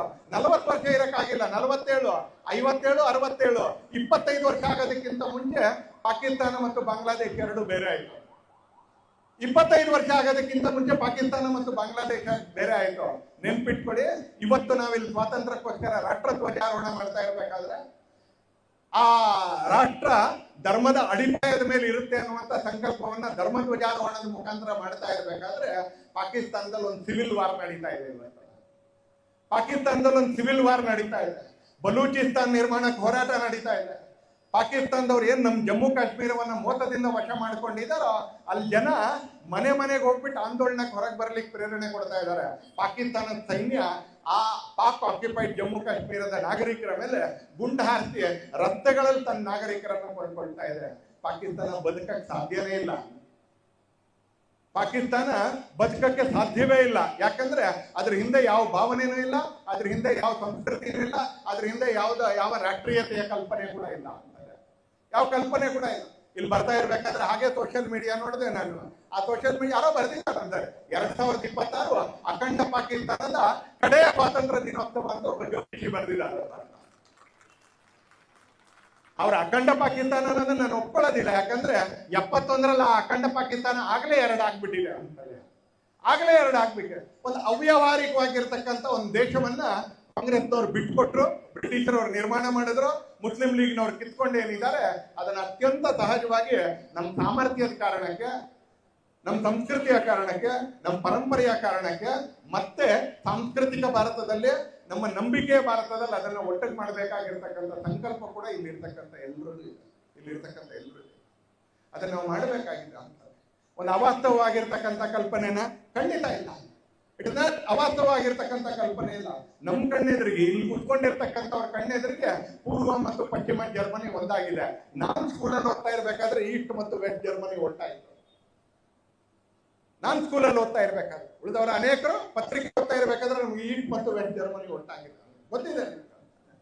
ವಿಯೆಟ್ನಾಂ ಅದು ಒಟ್ಟಾಯ್ತು, ನಮ್ಮ ಕಣ್ಣೆದುರಿಗೆ ಒಟ್ಟಾಗಿಲ್ಲ.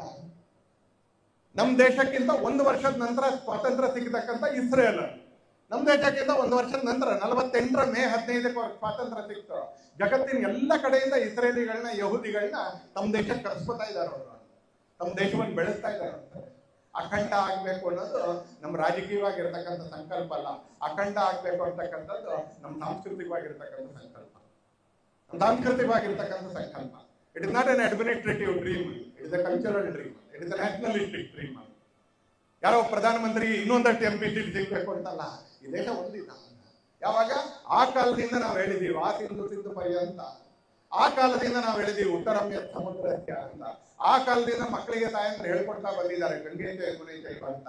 ಆ ಗಂಗೆ ಪೂರ್ತಿ ಇದೆ, ಆ ಯಮುನೆ ಪೂರ್ತಿ ಇದೆ. ಅದೇ ರೀತಿಯಲ್ಲಿ ಆ ಸಿಂಧು ಕೂಡ ಈ ಭೂಭಾಗದಲ್ಲಿ ಪೂರ್ತಿ ಇರಬೇಕು. ಯಾಕಂದ್ರೆ ಪೂರ್ತಿ ಇದ್ದಾಗ ಆ ಶ್ಲೋಕ ರಚನೆ ಆಗಿತ್ತು. ಇವತ್ತು ಹೇಳ್ಬೇಕಾದ್ರೆ ಅದಿಲ್ಲ ಅಂತ ಹೇಳಿದ್ರೆ ಏನೋ ತಪ್ಪಾಗಿದೆ. ಆ ತಪ್ಪನ್ನ ನಾವು ಸರಿ ಮಾಡ್ಬೇಕು. ಆ ತಪ್ಪನ್ನ ಸರಿ ಮಾಡ್ಬೇಕಾಗಿರ್ತಕ್ಕಂಥ ಒಂದು ಜನರೇಷನ್ ಅಲ್ಲಿ, ಒಂದು ಪೀಳಿಗೆಯಲ್ಲಿ ನಾವೆಲ್ಲರೂ ಕೂಡ ಇಲ್ಲಿ ನಿಂತ್ಕೊಂಡಿದ್ದೀವಿ. ನಾವೆಲ್ಲರೂ ಕೂಡ ಇಲ್ಲಿ ಇವತ್ತು ಮಧ್ಯರಾತ್ರಿಯ ಈ ಸಂಕಲ್ಪ ದಿನವನ್ನು ಆಚರಣೆ ಮಾಡ್ತಾ ಇರ್ಬೇಕಾದ್ರೆ ನಮ್ಮೆಲ್ಲರ ಮನಸ್ಸಲ್ಲಿ 3 ಸಂಗತಿಗಳು ಬಹಳ ಸ್ಪಷ್ಟವಾಗಿರ್ಬೇಕು. ಮೊದಲನೇದು, ಸಾವಿರಾರು ಲಕ್ಷಾಂತರ ಜನರ ಪ್ರಾಣಾರ್ಪಣೆಯಿಂದ ಅವರು ತಮ್ಮ ಮನೆ ಮಠಗಳನ್ನ ಸ್ವಾತಂತ್ರ್ಯದ ಯಜ್ಞದಲ್ಲಿ ಹವಿಸ್ಸಾಗಿ ಅರ್ಪಿಸಿದ್ರಿಂದ ನಮಗೆ ಸ್ವಾತಂತ್ರ್ಯ ಸಿಕ್ಕಿದೆ. ಗಂಡ ನಾರಾಯಣ್ ಸಾವರ್ಕರ್ ಜೈಲಿಗೆ ಹೋಗ್ತಾರೆ.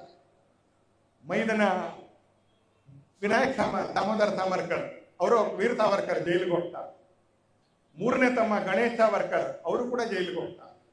ಅಣ್ಣನ ಹೆಂಡತಿ ಯೇಸುವೈನಿ ಸಾವರ್ಕರ್ಗೆ ಪತ್ರ ಬರೀತಾರೆ. ಅಣ್ಣನ ಹೆಂಡತಿ ಯೇಸುವೈನಿ ಸಾವರ್ಕರ್ಗೆ ಪತ್ರ ಬರೀತಾರೆ, ನೀವು 3 ಜನ ಜೈಲಿಗೆ ಹೋಗಿದ್ದೀರಿ, ನನ್ನ ಪಾಡಿ ಏನು ಅಂತ ಬರೀತಾರೆ. ನಮ್ಮನೆ ಹೆಣ್ಮಗಳಲ್ಲ, ಅದು ಒಂದು ದೊಡ್ಡ ಕ್ಷಣದಲ್ಲಿ 3 ಜನ, ಇಬ್ರು ಮೈದನಂದ್ರು ಕೂಡ ಜೈಲಿಗೆ ಹೋಗಿದ್ದಾರೆ, ಗಂಡ ಕೂಡ ಜೈಲಿಗೆ ಹೋಗಿದ್ದಾರೆ, ಮನೆ ಪರಿಸ್ಥಿತಿ ಏನು ಅಂತ ಬರೀತಾರೆ. ಆ ಸಾವರ್ಕರ್ ಅವರು ಒಂದು ಪತ್ರ ಬರೀತಾರೆ, ನಮ್ಮಮ್ಮಂಗೆ 7 ಜನ ಮಕ್ಕಳು ಇದ್ದಿದ್ರೆ ನಮ್ಮಮ್ಮ 7 ಜನ ಜೈಲಿಗೆ ಹೋಗ್ಲಿ ಅಂತ ಹಾರೈಸ್ತಾ ಇದ್ರು. ನಮ್ಮಮ್ಮನಿಗೆ 7 ಜನ ಮಕ್ಕಳು ಇದ್ದಿದ್ರೆ 7 ಜನ ಜೈಲಿಗೆ ಹೋಗ್ಲಿ ಅಂತ ಹಾರೈಸ್ತಾ ಇದ್ರು. ಗಜೇಂದ್ರ ತನ್ನ ಸೊಂಡಲಿನಿಂದ ಯಾವ ಪುಷ್ಪವನ್ನ ತೆಗೆದು ಶಿವನಿಗೆ ಅರ್ಪಿಸ್ತಾನೋ ಆ ತಾವರೆಯೇ ಧನ್ಯ ಅಂತ ವಾಪಸ್ ಪತ್ರ ಬರೀತಾರೆ ಸಾವರ್ಕರ್. ತಮ್ಮನ್ನು ತಾವು ಸುಟ್ಕೊಂಡ್ರು ಇದ್ದಾರೆ, ತಮ್ಮನ್ನು ತಾವು ಸುಟ್ಕೊಂಡ್ರು ಸ್ವಾತಂತ್ರ್ಯಕ್ಕೋಸ್ಕರ. ತಮ್ಮನ್ನು ತಾವು ಸುಟ್ಕೊಳ್ತಾ ಸ್ವಾತಂತ್ರ್ಯದ ಯಜ್ಞಕ್ಕೆ ಅವರು ಹವಿಸ್ಸಾದ್ರು, ಅದಕ್ಕೆ ಕಾವು ಕೊಟ್ಟರು, ಅದು ಪ್ರಜ್ವಲಿಸುವಾಗಿ ಮಾಡಿದ್ರು. ಆ ಕಾರಣಕ್ಕೆ ನಮಗೆ ಸ್ವಾತಂತ್ರ್ಯ ಸಿಕ್ತು. ಸುಭಾಷ್ ಚಂದ್ರ ಬೋಸ್ ಹೇಳ್ತಾರೆ, ನೀವು ನನಗೆ ರಕ್ತ ಕೊಡಿ, ನಾನು ನಿಮಗೆ ಸ್ವಾತಂತ್ರ್ಯ ಕೊಡ್ತೀನಿ ಅಂತ. ವಾಕ್ಯ ನೆನಪು ಮಾಡ್ಕೊಳ್ಳಿ ಅಂತ ಹೇಳಿ, ನೀವು ನನಗೆ ರಕ್ತ ಕೊಡಿ, ನಾನು ನಿಮಗೆ ಸ್ವಾತಂತ್ರ್ಯ ಕೊಡ್ತೀನಿ. ಹೇಳಕ್ಕೊಂದು ತಾಕತ್ ಬೇಕು, ಹೇಳಕ್ಕೊಂದು ತಾಕತ್ ಬೇಕು. ಮತ್ತು ಆ ತರ ಇದ್ದಾಗ ಹೇಳೋ ತಾಕತ್ತು ಕೂಡ ಬರುತ್ತೆ. ಆ ತರ ಇದ್ದಾಗ ಹೇಳೋ ತಾಕತ್ ಬರುತ್ತೆ. ನೀವು ನನಗೆ ರಕ್ತ ಕೊಡಿ, ನಾನು ನಿಮಗೆ ಸ್ವಾತಂತ್ರ್ಯ ಕೊಡ್ತೀನಿ ಅಂತ ನೇತಾಜಿ ಸುಭಾಷ್ ಚಂದ್ರ ಬೋಸ್ ಈ ದೇಶದಲ್ಲಿ ಹೇಳ್ತಾರೆ. ಈ ದೇಶದ ಸಾವಿರಾರು ಜನ ಯುವಕರು ನೇತಾಜಿ ಸುಭಾಷ್ ಚಂದ್ರ ಬೋಸ್ರ ಸೈನ್ಯಕ್ಕೆ ಸೇರಿ ಬ್ರಿಟಿಷರ ವಿರುದ್ಧ ಹೋರಾಟದಲ್ಲಿ ರಕ್ತ ಕೊಡ್ತಾರೆ ಈ ದೇಶಕ್ಕೆ. ಆ ರಕ್ತ ಕೊಟ್ಟಿದ್ದರಿಂದ ಈ ಸ್ವಾತಂತ್ರ್ಯ ಬಂತು. ಇದನ್ನ ನೆನ್ಪಿಟ್ಕೊಳ್ಳಿ ಅಂತೇಳಿ ಲಕ್ಷಾಂತರ ಜನರ ಬಲಿದಾನ, ಕೋಟ್ಯಾಂತರ ಜನರ ಸತ್ಯಾಗ್ರಹ ಇವೆರಡು ಒಟ್ಟಿಗೆ ಸೇರಿದ್ರಿಂದ ಈ ದೇಶಕ್ಕೆ ಸ್ವಾತಂತ್ರ್ಯ ಬಂತು. ಅದೇ ಸಂದರ್ಭದಲ್ಲಿ ನೆನಪು ಮಾಡ್ಕೊಳ್ಬೇಕು, ಅವತ್ತಿದ್ದಂತ ಕಾಂಗ್ರೆಸ್ಸಿಗರ ಅಧಿಕಾರದ ಲಾಲಸೆ ಕಾರಣಕ್ಕೆ, ಅವತ್ತಿದ್ದಂತ ಹಿಂದೂಗಳು ಯಾರನ್ನ ನಂಬಿಕೊಂಡಿದ್ರು ಆ ನೇತೃತ್ವದ ವಿಫಲತೆ ಕಾರಣಕ್ಕೆ 46ನೇ ಇಸ್ವಿಯಲ್ಲಿ ಚುನಾವಣೆ ಆಗುತ್ತೆ ಬಂಧುಗಳು. 1946 46ರಲ್ಲಿ ಚುನಾವಣೆ ಆಗುತ್ತೆ. ಮುಸ್ಲಿಂ ಲೀಗ್ ಪಾಕಿಸ್ತಾನದ ಎಜೆಂಡಾ ಇಟ್ಕೊಂಡು ಚುನಾವಣೆ ಹೋಗುತ್ತೆ. ಕಾಂಗ್ರೆಸ್ ಅಖಂಡ ಭಾರತದ ಎಜೆಂಡಾ ಇಟ್ಕೊಂಡು ಚುನಾವಣೆಗೆ ಹೋಗುತ್ತೆ.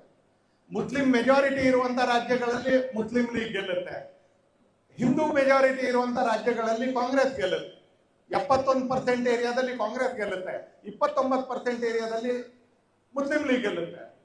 46ನೇ ಇಸ್ವಿಯಲ್ಲಿ 47ನೇ ಇಸ್ವಿಯಲ್ಲಿ ಯಾವ ಎಜೆಂಡಾದ ಮೇಲೆ ಓಟ್ ತಗೊಂಡಿದ್ರು ಆ ಎಜೆಂಡಾವನ್ನೇ ಕಾಂಗ್ರೆಸ್ ಮರೆತು ಬಿಡ್ತಾರೆ. ಆ ಎಜೆಂಡಾವನ್ನೇ ಕಾಂಗ್ರೆಸ್ನವ್ರು ಮರೆತು ಬಿಡ್ತಾರೆ. ನೆನ್ಪಿಟ್ಕೊಳ್ಬೇಕು ನಾವು ಅಂದರೆ ಅವರು ಮರೆತಿದ್ರಿಂದ ಅವತ್ತಿನ ದೌರ್ಬಲ್ಯದ ಕಾರಣಕ್ಕೆ ಅಖಂಡವಾಗಿರತಕ್ಕಂಥ ಭಾರತ ಅದು ತ್ರಿಖಂಡ ಆಯಿತು ಅನ್ನೋದನ್ನ ನೆನ್ಪಿಟ್ಕೊಳ್ಳಿ.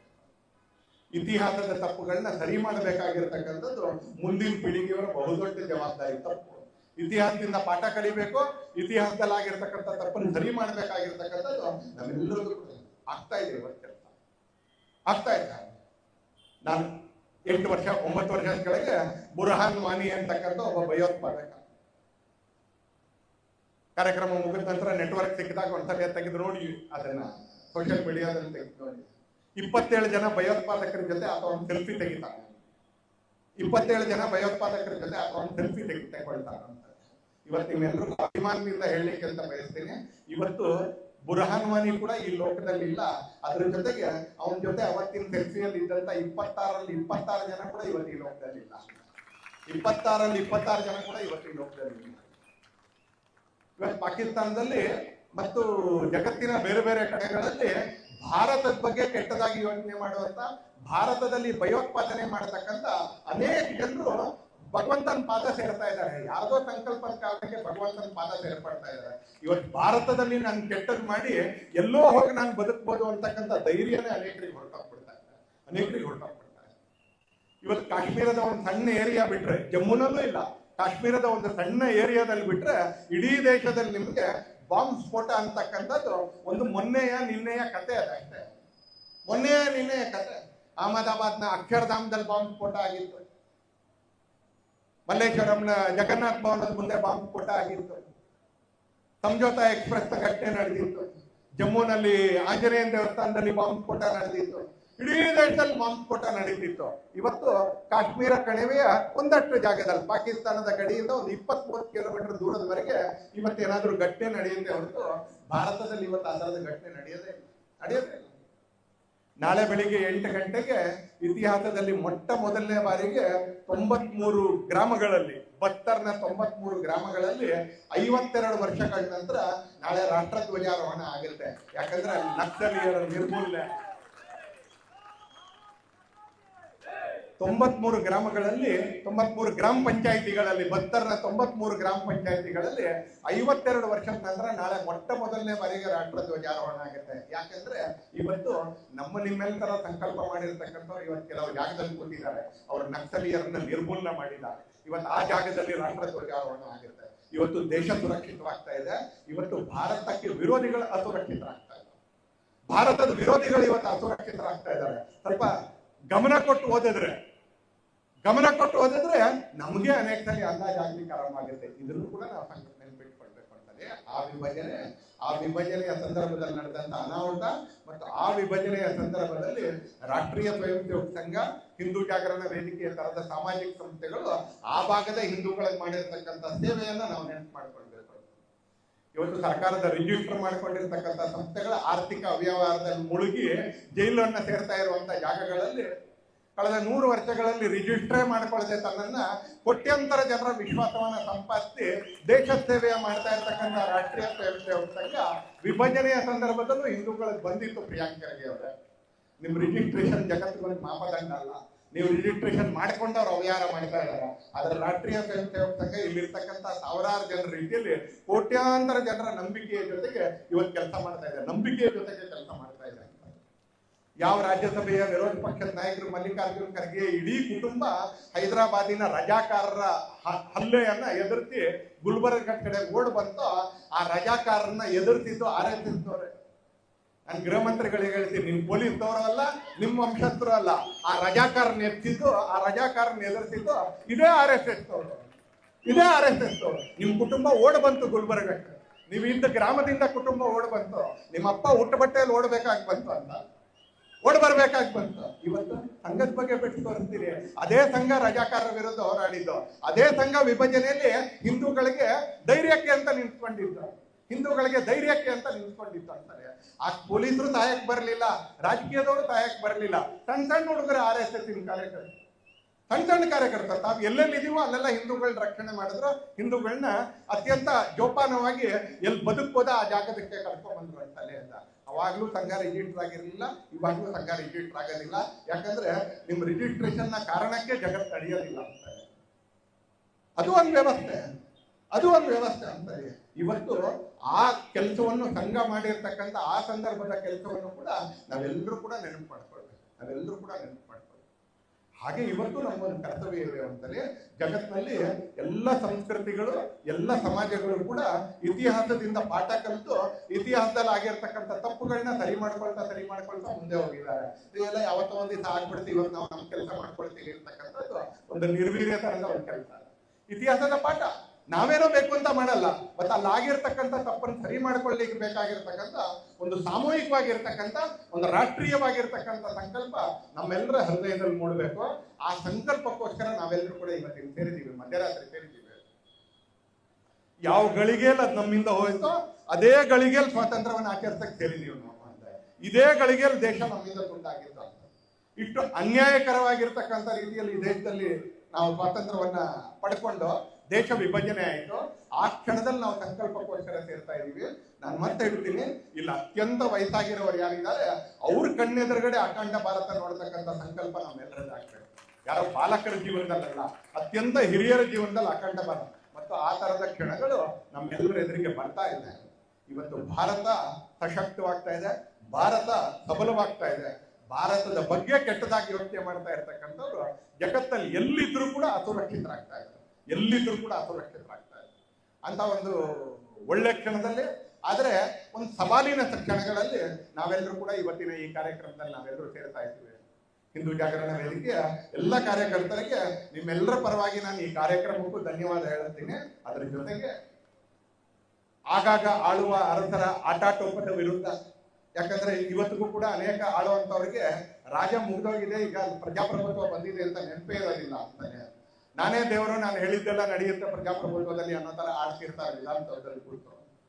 ಅವರ ಪ್ರಭಾವಕ್ಕೊಳಗಾಗಿ, ಅವರ ದಾಕ್ಷಿಣ್ಯಕ್ಕೊಳಗಾಗಿ, ಅವರ ಸಂಪರ್ಕಕ್ಕೊಳಗಾಗಿ ಅನೇಕ ಸಲ ಅಸಹಾಯಕರಾಗ್ತಕ್ಕಂಥ ಪೊಲೀಸ್ ಶಕ್ತಿಯ ನಡುವೆ ಅನೇಕ ಸಲ ಕಣ್ಣೆದುರುಗಡೆ ಗೋವನ್ನ ಕಳ್ಳ ಸಾಗಾಣಿಕೆ ಮಾಡಬಾರ್ದು, ಹಾಲು ಕರಿಯೋ ಗೋವನ್ನ ಕಳ್ಳ ಸಾಗಾಣಿಕೆ ಮಾಡಬಾರ್ದು ಅಂತ ಕರ್ನಾಟಕದಲ್ಲಿ ಕಾನೂನು ಇದೆ.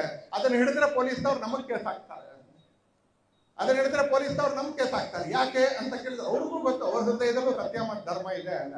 ಆದ್ರೆ ಒಂದಷ್ಟು ಹೊಂದಾಣಿಕೆ, ಒಂದಷ್ಟು ಸಂಧಾನ, ಒಂದಷ್ಟು ಆಬ್ಲಿಗೇಷನ್ ಸರ್ಕಾರದಲ್ಲಿ ಇರೋ ಜೊತೆಗೆ ಅಂತ ಪೊಲೀಸ್ ವ್ಯವಸ್ಥೆ ನಡುವೆ ನಾವು ಯಾಕಪ್ಪ ನಮ್ಮ ಬದುಕು ನಾವು ನಡೆಸ್ಕೊಂಡು ಹೋಗೋಣ ಅಂತಕ್ಕಂಥ ಒಂದು ದೊಡ್ಡ ಹಿಂದೂ ಸಮಾಜದ ವರ್ಗದ ನಡುವೆ ಹಿಂದೂ ಸಮಾಜದ ಹೆಣ್ಣು ಮಕ್ಕಳನ್ನ ರಕ್ಷಣೆ ಮಾಡಬೇಕು, ಹಿಂದೂ ಸಮಾಜದ ಶ್ರದ್ಧಾ ಕೇಂದ್ರಗಳನ್ನ ರಕ್ಷಣೆ ಮಾಡಬೇಕು, ಹಿಂದೂ ಸಮಾಜದ ಶ್ರದ್ಧಾ ಕೇಂದ್ರಗಳಿಗೆ ಸೇರಿರ್ತಕ್ಕಂಥ ಭೂಮಿಯನ್ನು ರಕ್ಷಣೆ ಮಾಡಬೇಕು, ಗೋವನ್ನ ರಕ್ಷಣೆ ಮಾಡಬೇಕು, ಮತಾಂತರವನ್ನ ತಡಿಬೇಕು, ಅಕ್ರಮ ಪ್ರವೇಶಿಗರನ್ನ ಇಲ್ಲಿಂದ ಹೊಡೆದೋಡಿಸ್ಬೇಕು ಅಂತಕ್ಕಂಥ ಸಂಕಲ್ಪ ಜೊತೆಗೆ ಹಿಂದೂ ಜಾಗರಣ ವೇದಿಕೆ ಕೆಲಸ ಮಾಡುತ್ತೆ. ಹಿಂದೂ ಜಾಗರಣ ವೇದಿಕೆ ಹಿಂದೂ ಸಮಾಜಕ್ಕೆ ಒಂದು ಖಡ್ಗದ ರೀತಿಯಲ್ಲ, ಒಂದು ಖಡ್ಗದ ರೀತಿಯಲ್ಲಿ ಮನೆಯಲ್ಲಿ ಖಡ್ಗ ಇಟ್ಕೊಳ್ಬೇಕು ರಕ್ಷಣೆಗೆ ಅಂತ ಹೇಳ್ತಾರೆ. ಹಾಗೆ ಹಿಂದೂ ಜಾಗರಣ ವೇದಿಕೆ ಕೂಡ ಹಿಂದೂ ಸಮಾಜಕ್ಕೆ ಒಂದು ಖಡ್ಗದ ರೀತಿಯಲ್ಲಿ ಕೆಲಸ ಮಾಡುತ್ತೆ. ಯಾರು ಮಾಡಕ್ಕೆ ಒಪ್ಪದೇ ಇರ್ತಕ್ಕಂಥ, ತುಂಬಾ ಜನ ಮಾಡಕ್ ಹೆದರ್ತಕ್ಕಂಥ ಕೆಲಸವನ್ನು ಮಾಡ್ತಾರೆ, ತುಂಬಾ ಜನ ಮಾಡಕ್ ಹೆದರುವಂತ ಕೆಲಸವನ್ನು ಮಾಡ್ತಾರೆ. ಅದು ಮಾಡಬೇಕಾದ್ರೆ ಸರ್ಕಾರದ ವಿರೋಧ ಕಟ್ಕೊಂಡು ಪೊಲೀಸರ ಅಸಹಕಾರದ ಮಧ್ಯದಲ್ಲಿ ಸ್ವಂತ ಜೀವನವನ್ನ ಸುಟ್ಕೊಂಡು ಕೆಲಸ ಮಾಡ್ತಾರೆ. ನೆನ್ಪಿಟ್ಬಿಡಿ ಅಂತ, ಸ್ವಂತ ಜೀವನವನ್ನ ಸುಟ್ಕೊಂಡು ಕೆಲಸ ಮಾಡ್ತಾರೆ. ಆ ತರದ ಒಂದು ಸಂಘಟನೆ ಇವತ್ತು ನಮ್ಮೆಲ್ಲರನ್ನ ಒಟ್ಟು ಸೇರಿಸಿ ಇವತ್ತು ರಾಷ್ಟ್ರ ಧ್ವಜಾರೋಹಣದ ಜೊತೆಗೆ ಧರ್ಮ ಧ್ವಜಾರೋಹಣವನ್ನು ಮಾಡ್ತಾ ಧರ್ಮದ ಅಡಿತಪಾಯದ ಮೇಲೆ ರಾಷ್ಟ್ರವನ್ನ ಕಟ್ತೀವಿ ಅಂತಕ್ಕಂಥ ಸಂಕಲ್ಪ ಜೊತೆಗೆ ನಮ್ಮ ಕಣ್ಣೆದುರುಗಡೆ ಇತಿಹಾಸದಲ್ಲಿ ನಡೆದಿರ್ತಕ್ಕಂಥ ವಿಭಜನೆಯ ತಪ್ಪನ್ನು ಸರಿ ಮಾಡಿ ಅಖಂಡ ಭಾರತದ ಕನಸನ್ನ ನಾವು ಸಂಕಲ್ಪವನ್ನ ಸಾಕಾರ ಮಾಡ್ಕೊಳ್ತೀವಿ. ಯಾವ ಸಿಂಧುವನ್ನ ಸ್ಮರಣೆ ಮಾಡ್ಕೊಳ್ತೀವೋ ಆ ಪೂರ್ತಿ ಸಿಂಧು ಹರಿತಕ್ಕಂಥ ಭಾಗ, ಯಾವ ಗಂಗೆಯನ್ನು ಸ್ಮರಣೆ ಮಾಡ್ಕೊಳ್ತಾ ಇದೀವೋ ಅವಳ ಕವಲು ಮಹಾಪದ್ಮ. ಈ ಕಾರ್ಯಕ್ರಮಕ್ಕೆ ಅಧ್ಯಕ್ಷತೆ ವಹಿಸಿದ ಡಾಕ್ಟರ್ ಎಚ್.ಕೆ.